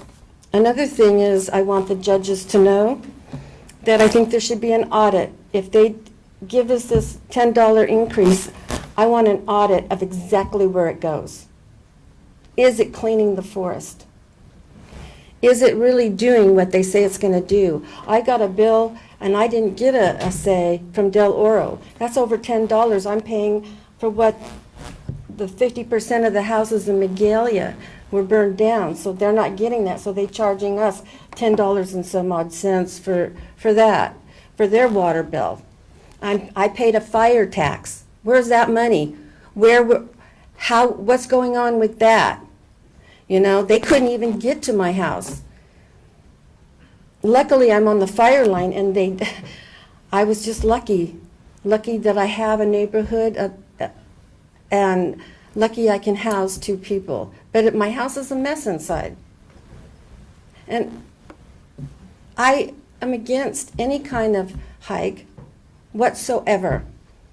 In fact, I feel you should have bought everybody a generator in Magalia, you know, and supplied that, because there are so many people on the edge of homelessness up there. San Francisco has 60,000 homeless people. And since this fire, Chico has picked up, I don't even know the stats on that, how many homeless, but we see it all. It's just a mess, and people are just right on the line of homelessness. Another thing I wanted to bring up to the judges is when that happened, when the PG&E came to my door and said they're going to turn off everything for 5 days, I was talking to friends afterwards, and they said, well, the Rothschilds own PG&E. So I looked it up on the internet. How could that be? You know, I don't even know anything about who owns or what stocks or whatever that are in PG&E, and there was the name. That bothers me. That concerns me because it was there. Their name was there. And they have deep pockets. That's the central bank. And I'm worried about weather modification and the spraying of aluminum barium in our sky that I see every day. I have pictures. I came in from Hawaii, and I cannot believe it when I came to Magalia. Absolutely couldn't believe it. That's an accelerant. Are you able to wrap up? Yes, I'm done, actually. I want accountability, and I want the judges to take into consideration all these things and everything that people have said today. Thank you. Next is Robin McCollum, McCollum.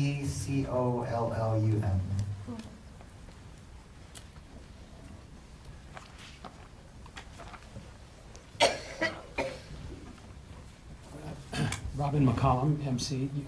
I think it's unnecessary to repeat. I've been to the PUC twice. Once I was invited by a ministerial law judge to help with the OII on tree trimming in 1996. And then I came again in February 7th. And I fault PG&E for failing to manage their vegetation correctly, and I don't mean that they don't cut enough. I mean they cut too much. As a consequence, their vegetation program, management program has failed. It induced rapid growth back into the wires. This came down from San Francisco, not from the experienced tree trimmers that were doing the work, because they knew, as most arborists know, that if you hit a tree too hard, it's going to respond radically. But this is a problem that's systemic in PG&E. The orders come from on top. They don't get feedback from the field. Messages get screwed up. People go cut the wrong tree because they got orders to cut this tree, but it hadn't been checked out. There's a failure of coordination there. The most important thing that I want to bring to your attention, and I tried on February 7th, is that PG&E needs to insulate the wires. I don't know if it's possible to insulate the transmission wires that started the fire, but they could definitely, as other countries, other states in the United States do, insulate those wires. That would probably take care of, and I don't have statistics, but PG&E surely could work some up. Southern California Edison, Mr. Picker, you may know, presented the workshop on covered conductors. The economics are very clear. It's the most cost-effective way to bring the electricity to us. It costs $300,000 per mile for bare wire, $430,000 per mile for covered conductor, and $3 million per mile for undergrounding. Now, undergrounding is certainly more appealing. It's safer. It is safer. It's not feasible in all cases, and it's not fast. PG&E came to Paradise and somehow got a standing ovation. I don't know who. Yeah.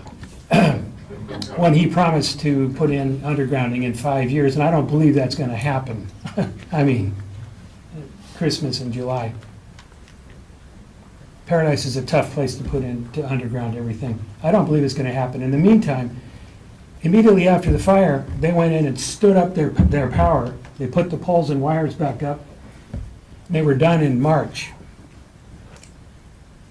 They'd started tree trimming with this new extreme clearance that you guys are standing back and letting them do. This is a great assault on natural resources. It's unnecessary. If there were covered conductors, you would not have to trim the trees as harshly or to make those wide clearances.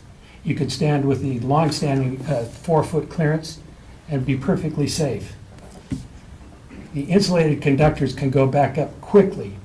They could have been put up immediately after the fire.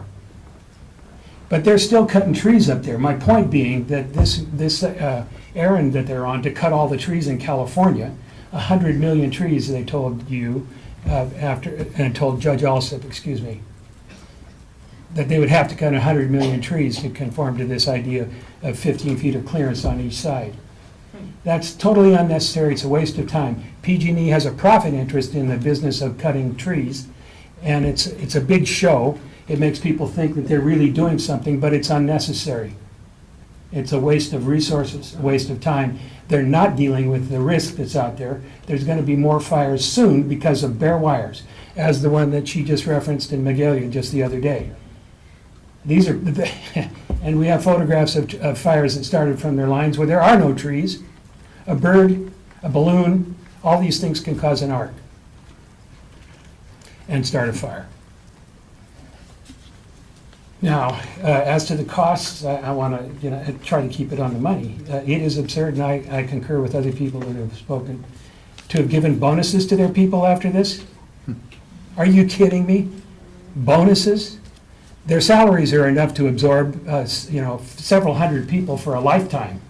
So they don't need, I mean, that's their salaries. They should take a cut in pay, and they'd still be able to live in a high rise. Are you able to wrap up in the next couple of seconds? Anyway, I'm calling for justice and a rapid response to the threat of fire from bare wires. No one would have a bare wire in their house. And we have them in the forest, tinder dry forest. Thank you. I have 10 more people on the list, and we'll get to everyone. Next is Kim Young, Y-O-U-N-G.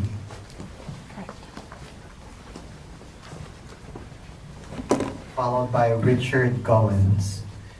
I want to thank all the speakers who spoke and brought up great points I wanted to make, and I don't want to reiterate because I really want to stay on task of, like many of us here, we're California natives. We've been born in this state. We've known PG&E all our lives. That's all that we've had. In the many decades that I've lived, I see it going downhill and nothing being done. The only thing I see was federal Judge William Alsop ever give them any consequences for a private company that makes a lot of errors and a lot of gross negligence, and now lives are being lost. So that this is happening after our state, and especially our community up here, when we've lost so many lives, it feels like such a gross affront to the timing, and it's almost uncomprehendable that it is being asked at this time. The other point, I feel like PG&E, through the decades, we go through the regular required hearings, meetings, public being able to speak, and then the rate increases are just approved, and PG&E never does a lot of work to really earn that increase and to prove it and show to the public why they need it. Anybody who's been raised with PG&E knows and has heard or had a family member of the extreme waste that the company has done throughout all my life that I've heard, which I'm sure a lot of these great public speakers have heard also. The waste that this company does with absolutely no accountability, but the rate increases keep getting asked for. I really respect the PG&E speaker that spoke, but when he said the words improve customer experience, the hairs went on my arms and raised. I am American Red Cross.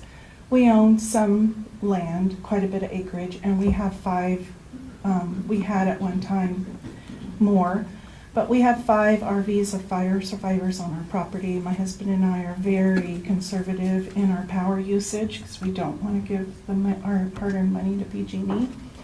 But we went from a $180 PG&E bill to $1,200 helping fire survivors. We have called PG&E repeatedly to ask for a better rate plan. They have not got back to us. So your improved customer experience, you need to work on that one. And they need to work harder to show us and to earn rate increases from a public. And especially a public that has gone through what we have gone through. We have had our citizens running for their lives. I have had, and I could, all of us could tell thousands of stories. I had a fire survivor little boy, his back burned, barely escaped the fire, his hand burned touching the car door inside as they're trying to leave paradise. We need to make these rate increases be much more difficult for PG&E. And through the decades, every single time, I don't see the Public Utility Commission being the safeguard that they are supposed to be. And this is a private company. We expect more from you, and we hope that you deny this rate increase at this absolutely implorable time to ask for it. Thank you so much. Thank you. Richard Gowins, Gowins, followed by Robert Woods and Judy Westbrook. Correct, thank you. Oh, my voice is clear and concise. I appreciate the input so far. I concur with it.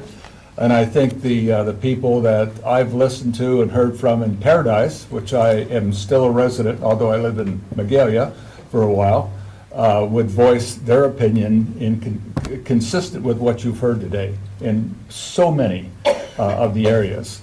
I'm a retired state employee. I've lived in Paradise 25 years. I am a volunteer in the Paradise community and intend to continue with that in rebuilding our beautiful community. We went from a 2,800 square foot home to a 28-foot trailer with 3 labs. And we're making it. It's been fun. The only problem I have is my wife. She is part of a very important tort committee because of the bankruptcy, looking at the entire state of California and what you folks were responsible for, as well as PG&E. Karen comes home from that committee that's been appointed by the federal government through the Department of Justice, crying, upset, angry. Thank heaven she doesn't take that out on me.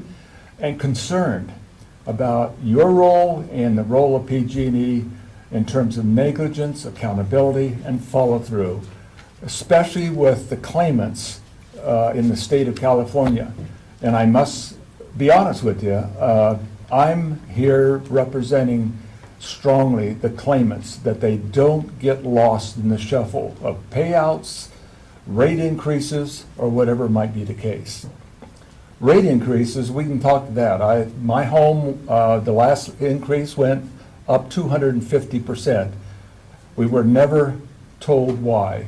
And that was one of the issues that we've had with you folks, our legislative people, as well as PG&E. And let me give you a couple of examples.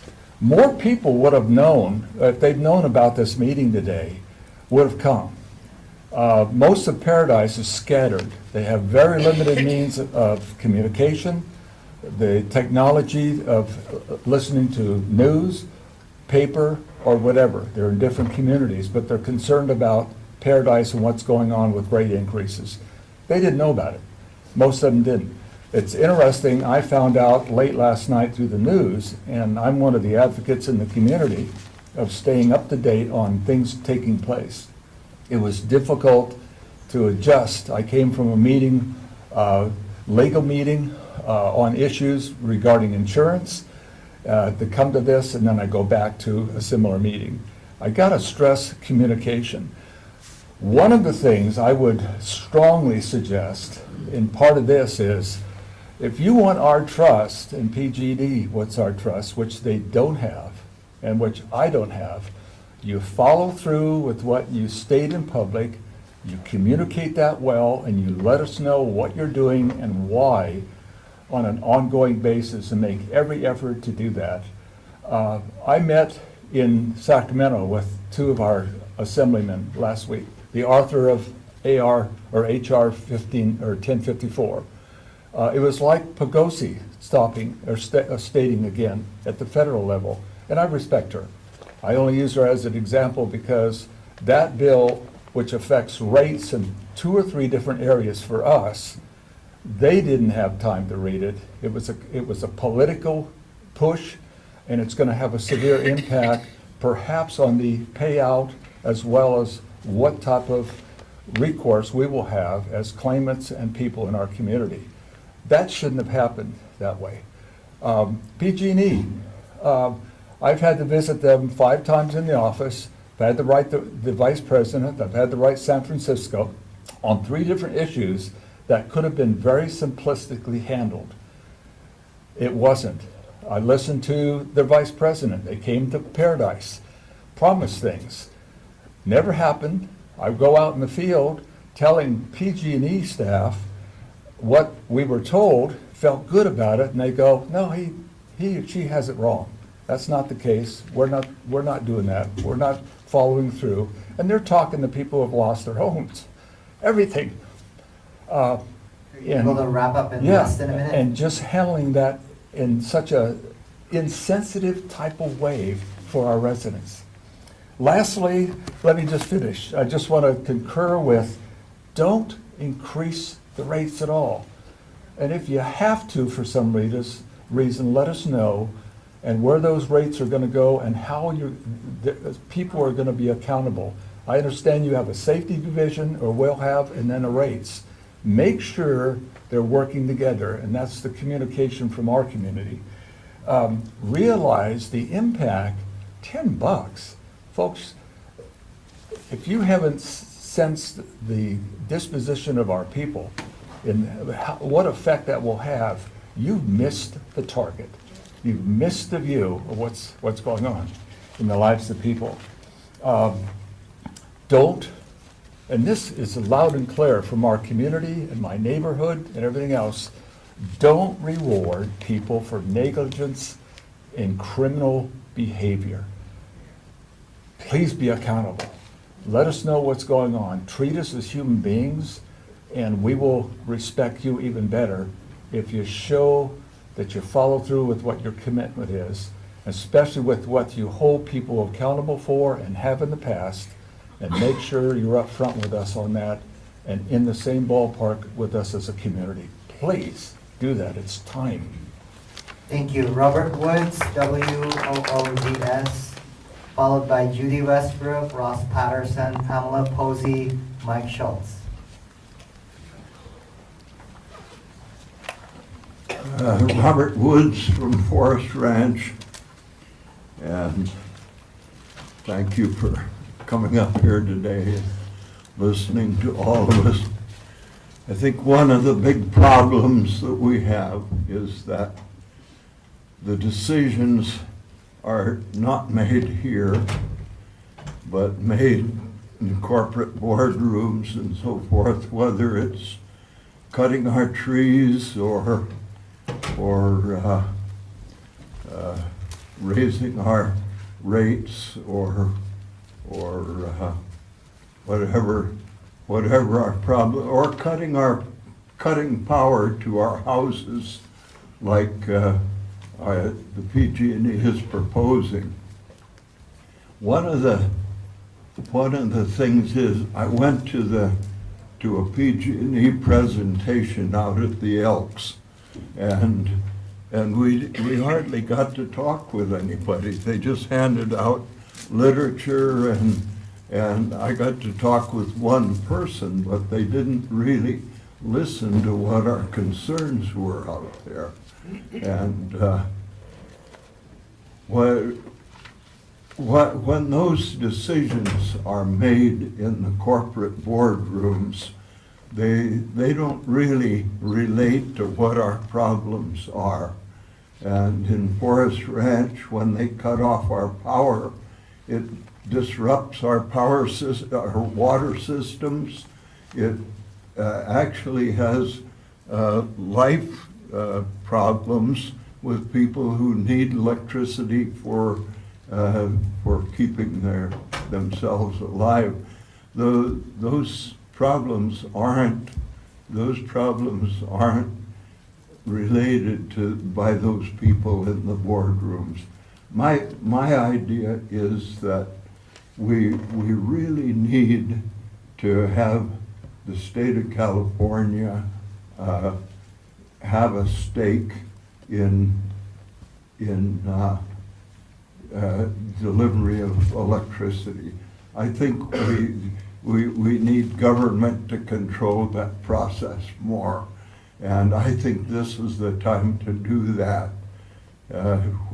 When PG&E is in bankruptcy, I think the state of California needs to step in and do the things that are necessary to do. Put the power underground. That'll save much money in the long run. It's an expensive process, but power needs to be underground as much as possible. It's been done in many neighborhoods in this town and some neighborhoods up in Forest Ranch where I live. Power should be underground. Don't cut the trees. We don't need to cut the trees. Put the power underground. Thank you. Thank you. Judy Westbrook, WESTBROOK.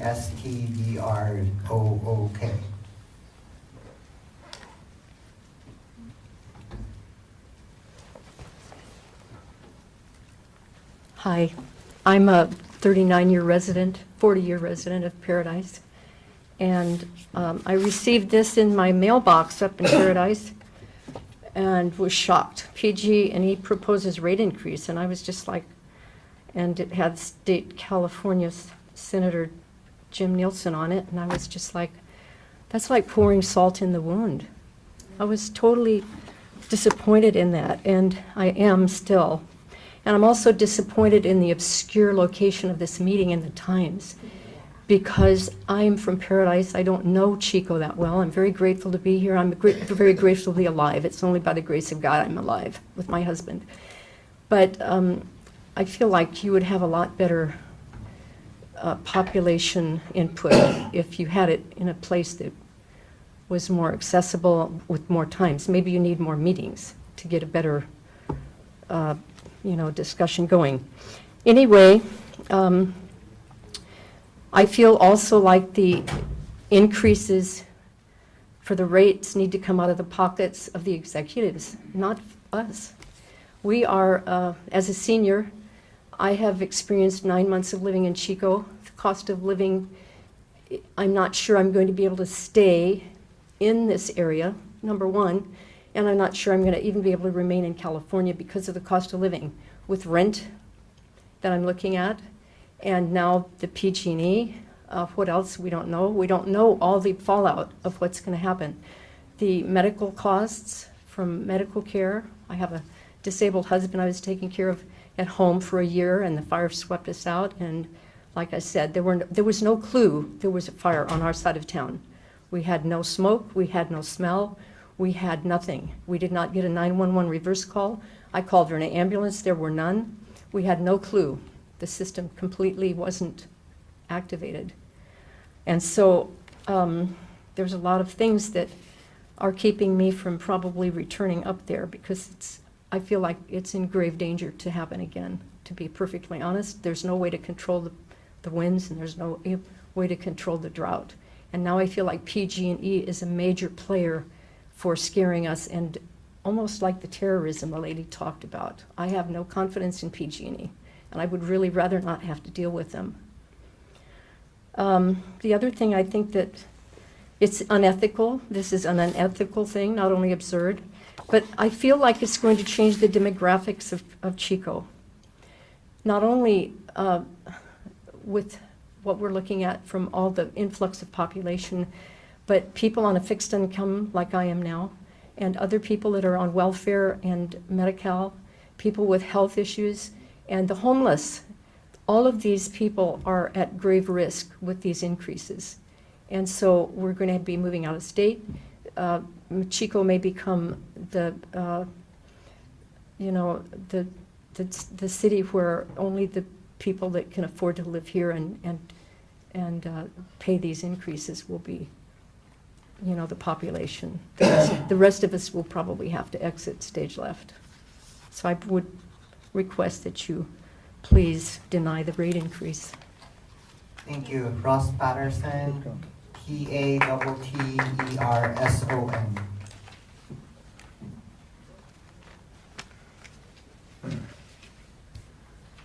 Thank you. First off, I speak to a lot of people across California about different things. And PG&E pops up from time to time, and it's a resounding no to a rate increase for them. And there's a big reason behind that. And it goes back to overpayment for executive from the regional managers all the way to the top are paid way too much money. There's no reason for you people allowing this to happen to we, the people of California. It's time to stop it and stand up for we, the people. It's not going to help to just keep giving them more because they're going to put more in their offshore account that is their backup because they're a self-insured company, and they're going to pay their stockholders more money. They've got to take and bite the bullet like the rest of us. I lost a company because I didn't know how to manage the bookwork end of it. It's time for them to do the same. If they've got bad people that don't want to spend their money where it belongs to keep their utility working, then get rid of them. Thank you. Thank you. Pamela Posey, Posey, followed by Mike Schultz, Chris Connell, Catherine Acevedo. You're probably guessing that I am not Pamela Posey. She had to leave. I'm her husband. My name is Alan Harthorn. That's ALLENHARTHORN. And I just wanted to address a little bit of the vegetation management. I want to be a voice for the tree, as several people have spoken to today.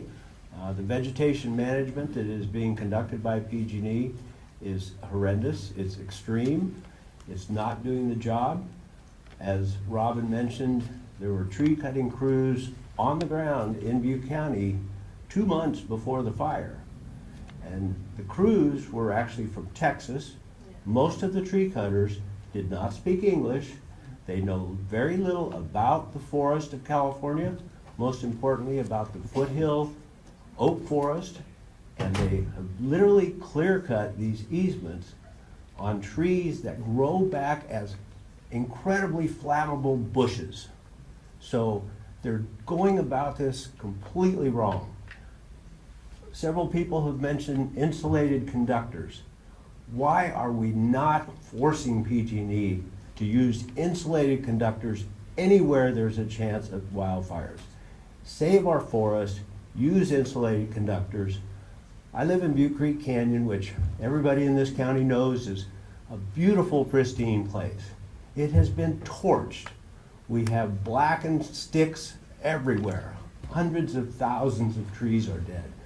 And then to add insult to injury, PG&E continues in with their tree cutting crews and clear cut right down to the stream banks, across the streams. They took out 25 heritage sycamore trees right on the stream banks of Butte Creek. It was a travesty. We called the California Department of Fish and Wildlife and said, help us, we need to do something. They're destroying our stream banks. Wardens came, took a look at it, and said, yes, that's bad, but we are powerless. PG&E has a get-out-of-jail-free card. It's time for you to revoke that get-out-of-jail-free card. I just want to mention what one of our neighbors who did lose their home has said several times. When the fire came through and destroyed her home, she felt like she was being raped by PG&E the first time. When they came through and they clear cut all the power lines in Butte Creek Canyon, she said she felt like she was being raped a second time. This rate increase would be the third rape of an innocent person. Please do not give them any more money. Thank you. Thank you. Mike Schultz, SCHULTZ. That's correct.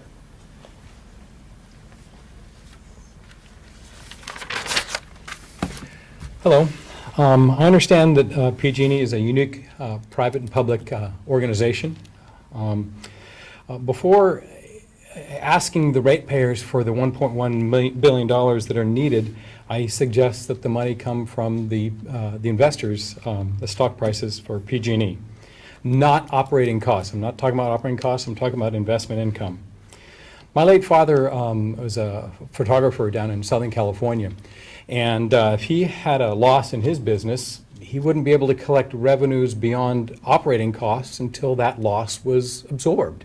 That's the nature of things. PG&E's situation should not be any different. Also, most income from the lower and middle class people comes from earned income, wages, okay? But most income from the wealthy in our society, in our state, comes from investment income, okay? When the wealthy dodge their responsibilities and the rate increases come from the lower and middle class, that's wealth redistribution from the middle to the upper class. And I think that's wrong.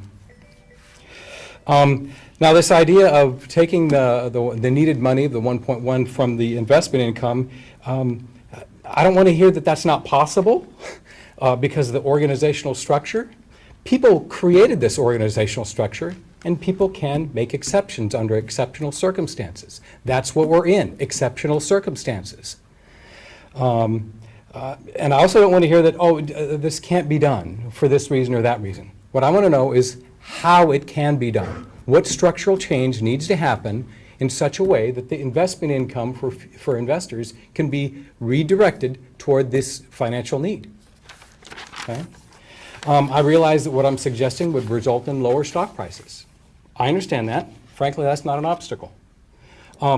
PG&E is not going to go away just because of the structure of how this organization is. It's not like other businesses that would, if you lower the stock prices, the businesses go away because there isn't revenue.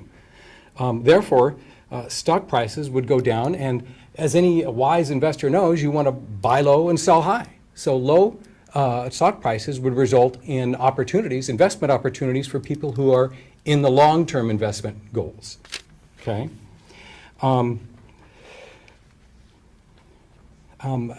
Just finishing up here, I don't want to just make this statement and then to be ignored sometime in the future. Like, okay, we heard you. That's your goal, is to just hear me out. I want an answer to why that my idea can and or if not couldn't work. Okay, there's nothing worse than, in my mind, being ignored. Okay, and to make a statement, to make a request, and to be ignored about it would be the most insulting thing. If this is not the appropriate forum to get an answer to my question about how this could be done, what is the proper forum? When would I hear that this idea that I'm having to you here today, when can I hear back as to how it's feasible, what would need to happen in order for that feasibility to be implemented? Is there an answer to the forum question of what would be the forum? Not in this public hearing. Okay. Hopefully I will hear and not be ignored about what forum is appropriate to get a response to this idea and its implementation. Thank you. Thank you. Chris Connell, Connell. That is correct. Thank you. There's another company out there called Southern California Edison. They also have other states. PG&E is not looked at well because they don't have backup transformers. In Orville, the hospital transformer blew and it took them 16 hours to get a replacement. Not to put it in, just to get a replacement. And they're asking for increases, and yet they're paying their upper management money. How about repairing things before you start asking for money? Having backups before you start asking for money. They cut down a tree on my family's property that we couldn't move, but they cut it up in a way that we can't even sell it. The rounds were as high as my waist. They would have taken up a complete tractor trailer.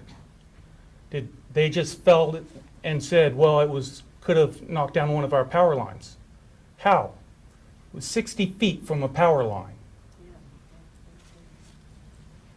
When you're up in the mountains, you see about a 120-foot path between their main power lines. How big of a path do they need? They can drop those power lines down to the ground and enclose them in something. Not everything has to go underground, but it can be put on the ground. I'm done.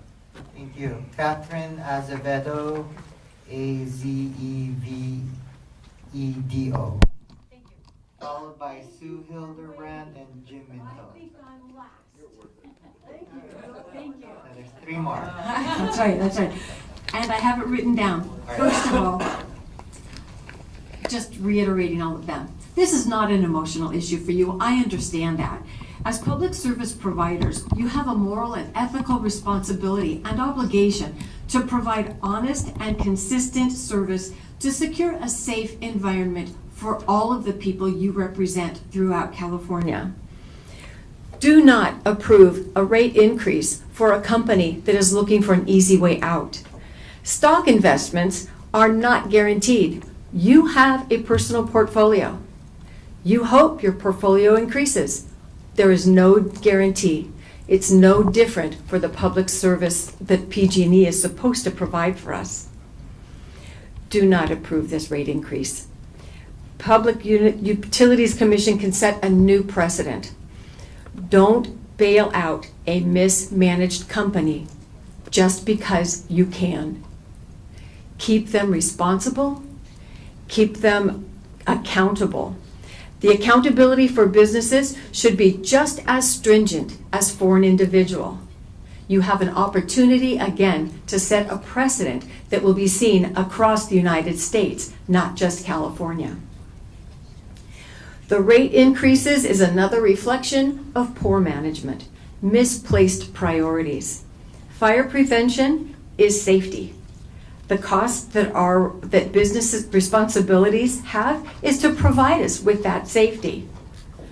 please, don't wait for another emergency where you have to respond. Encourage PG&E to be liable, responsible, and forward-thinking in preparation for the future for the services that they will provide. Holding a public office provides responsibility. Allow PG&E to be culpable. Do not approve this rate increase, please. Thank you. Thank you. Sue Hilderbrand, Hilderbrand.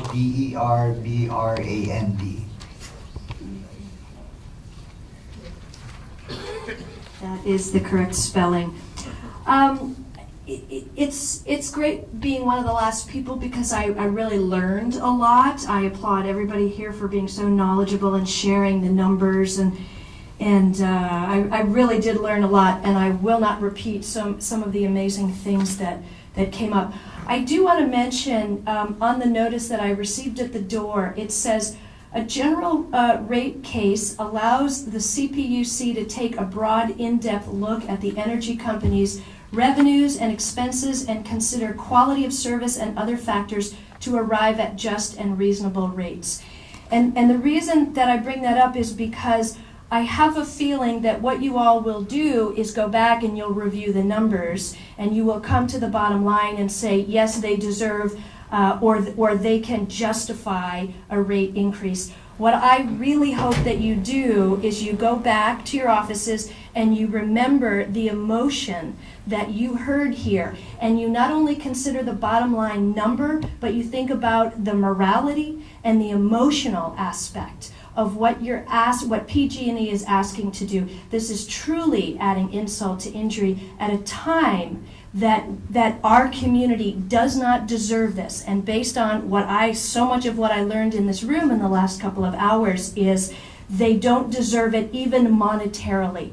So please, if you would go back and make decisions not only on the bottom line numbers, but also the morality and the emotion that must be considered in this situation. Thank you very much. Thank you.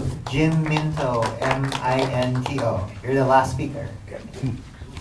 I thank you. That is the correct spelling.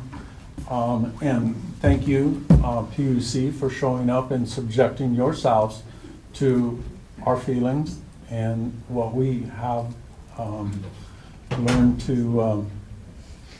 to expect from you in the last years. I am a fourth generation Californian, been here for a long time.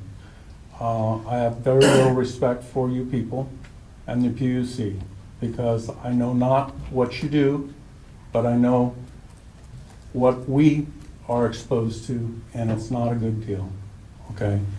I'm a general contractor, electrical contractor, and I know quite a bit about what's going on, and I think that our government has totally let us down in California. And it's sad, but it's not just on the political level. I realize you're political appointees and you're subject to all the tolerances that are given by the laws. But the fact of the matter is there were 85 people that died in Paradise. And there's about 20 people that have died since because of the Paradise Fire.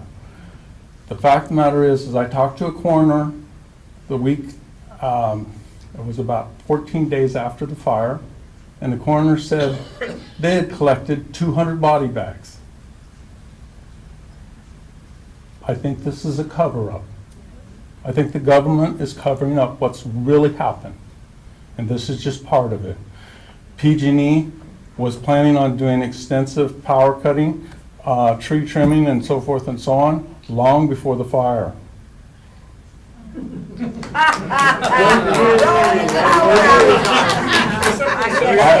I hope I'm not responsible for that.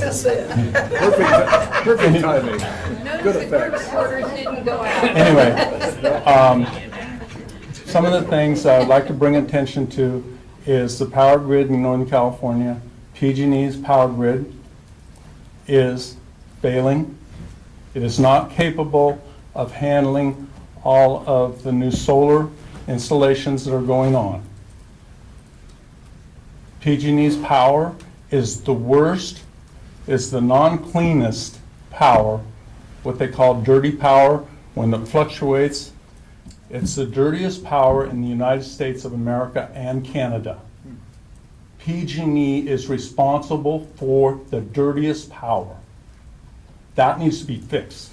PUC has got to be responsible for holding them up. It's not okay. Okay? One of the other things that nobody knows about is the power grid that failed, that caused the campfire. PG&E crew on the 7th spent a whole day working on the insulator that caused the fire. Do you know that? Does PUC know that? No. Does the public know that? They need to. They need to know that, because that's the truth. There was a crew that spent the whole day on the 7th and then went home and improperly secured that fire, or maybe they were told to do it. Do we know? Is there an investigation? We don't know that, do we? That's pretty scary. Most people don't know that California, CAL FIRE, was told by the state heads only do evacuations in Paradise on the day of the fire.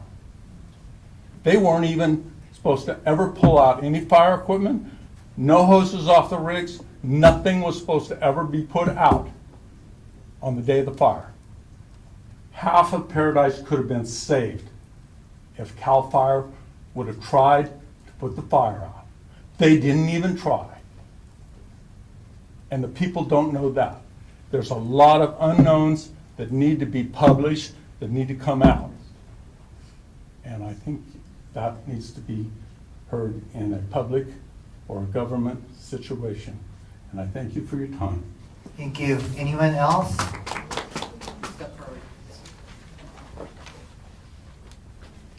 Oh, yes. Please step forward to the mic. And then the gentleman in orange.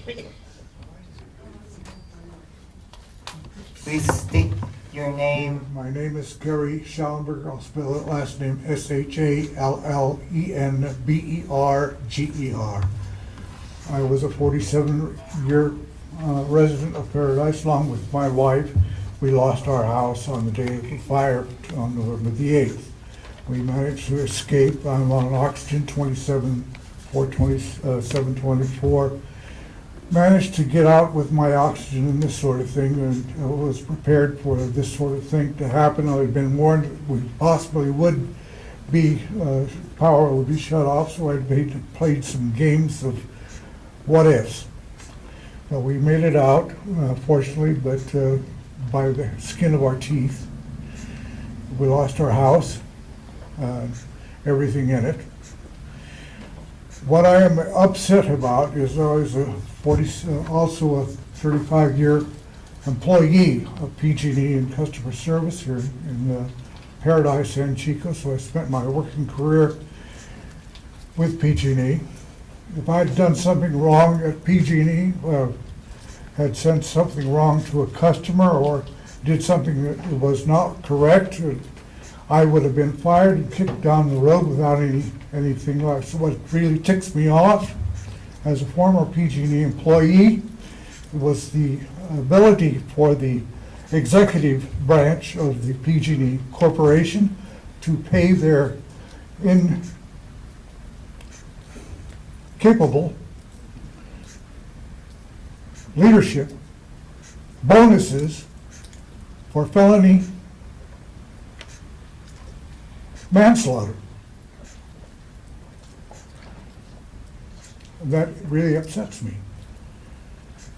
That senior PG&E employees was allowed by the CPUC, and you have the authority to look over this.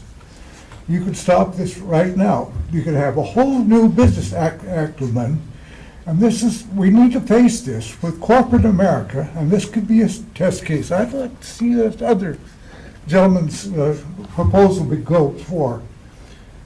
This is the time to take for senior corporation executives to be held responsible for their screw-ups and not get paid for getting bonuses for doing something wrong. It's not right. It's immoral, it's incorrect, it's criminal. And it's time for the CPUC, which is a government agency, to overlook the operation of PG&E. And what you can do as commissioners is look at what they did at the last increase that they got, that you approved of. Did they do the job? Make sure that they did the job that they said they were going to do with the last increase. If they didn't, and they didn't do it because we had a major disaster in Paradise, it's obvious they didn't complete the job they said they were going to do the last time. Make things safer. They didn't do it. They didn't complete it, so don't give them a raise. Simple as that. You did not complete the job. Just tell them that. And that is your responsibility as commissioners who are appointed by elected officials who we vote for. And you have that responsibility. That is, I am, as a voter, I can vote in who I want to vote for to support in the legislature, state legislature, and the governor. And if they don't do their job, I'll fire them by not voting for them. I'll get somebody in there that will do it. And you have a responsibility, if, as commissioners, as appointees, affirmed by the state senate, to be commissioners, you have a responsibility of doing the job. If PG&E did not complete the job they did apply for the last rate increase, if they didn't do it, then they don't deserve this one. Make them accountable for what they did before. And the other part of that is, if they did something wrong, then fine them for it. The individuals, the senior leadership. Can we get your final point? That's it. Thank you. The gentleman in orange first. And then you'll be the last speaker. Hello. Sorry, I'm kind of nervous and stuttery, and I just kind of wrote this down, so it might be a little bit fragmented. Can you state your name? Dusty, U-S-T-Y. How do you expect us to trust you? You've killed almost 100 of us, and now you're stabbing us in the back again. You've given almost everyone alive in this room untreated PTSD. Our water is pretty poisonous. How many of us are going to die for you? How many people in this year are going to die from your actions? How many people in this room are going to die for you? My father has housed a survivor who has watched her friend burn to death and watched her own skin burn off her body as she sucked air through a tire. My father does not make a lot of money, and his home is not physically fit to house more people. He has done more for her and the people than you have. You have only ruined her life. With your rate increase, it feels like you are penalizing her for still being alive. Why don't you just do things right the first time and stop cutting corners? It ultimately costs you less money and less deaths, so I don't understand. Use your actions to win us over. It feels like you are gaslighting this whole county just when you just say that our lives are important only for us to get killed. Our community needs to stick together. You should be happy that we are not more united, that we have not taken back our compensation by force, because we do have the power. We have done more for each other than you have done, and we need to keep it up. We need to stay together so we can be prepared for when you potentially screw us over, kill us, and pilfer our wallets again. And when we come back to this place, we'll bring our own chairs to show you how numerous we are. Please do something. You are all in a position of power. You can help us. Please, please do something. Don't just let rich white people get money. Thank you. Thank you, Dusty. The gentleman in the cap. A lot of caps. You can't. Please state your name. Gabino Joseph Caballero Jr., And then, Spell Caballero. and then if you can, Jr. if you can get direct to the point. I will, definitely. Thank you. Mine will be short and sweet. I retired in 1973 from the military. I built my home 2 years later. In the interim, I looked at what the U or PCU was all about, and I looked at PG&E, all right? There were some problems at that time, but I still had no choice. I had to have power for my new home. But I can tell you now, since the year 2000, I have lost total confidence in you people up there. All of you. As a provost marshal in the United States Army of a major installation, and as a battalion commander, I can tell you right now, all of you not only would have been relieved by then, you would have all been court-martialed. As far as the stockholders of the PG&E organization, they would have also suffered consequences for being complicit in what has happened in Paradise. I feel for those people because I have seen people burn. I have smelled their flesh. And you all don't give a damn. And that's in capital letters. I heard what these people said here today, and I had been prepared to discuss that with you, but not anymore. I think you and the senior employees of PG&E should be relieved and be charged with a criminal act. Thank you for your time. Thank you. The gentleman in the white shirt. Young lady over here. Oh, the lady that's raising her hand, sorry. And if you can get direct to the point. Thank you.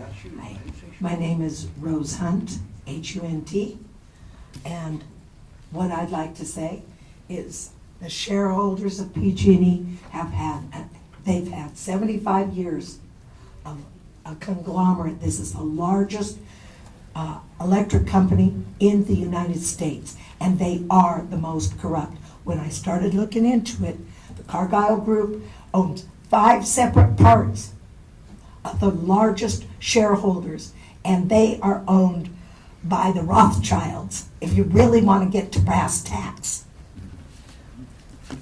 I don't think they need our money.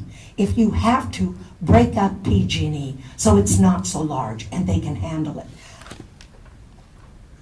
They are rich enough. They're talking about cutting the power for 15 hours. My husband is on breathing treatments. He can't do that. He was in the Army, airborne, and he doesn't need to be treated like this by the American people, by the rich, so that they can become richer.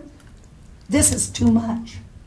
There are co-ops that are running well in America. The fact is that most of your equipment at PG&E is over 65 years old. There is a lot of electrical problems that some of these electricians could explain to you if you're too stupid to know what happens when the breakdown of running electricity through hot and cold for years happens. This is why we're having the problem. They have equipment that is 106 years old, still standing. But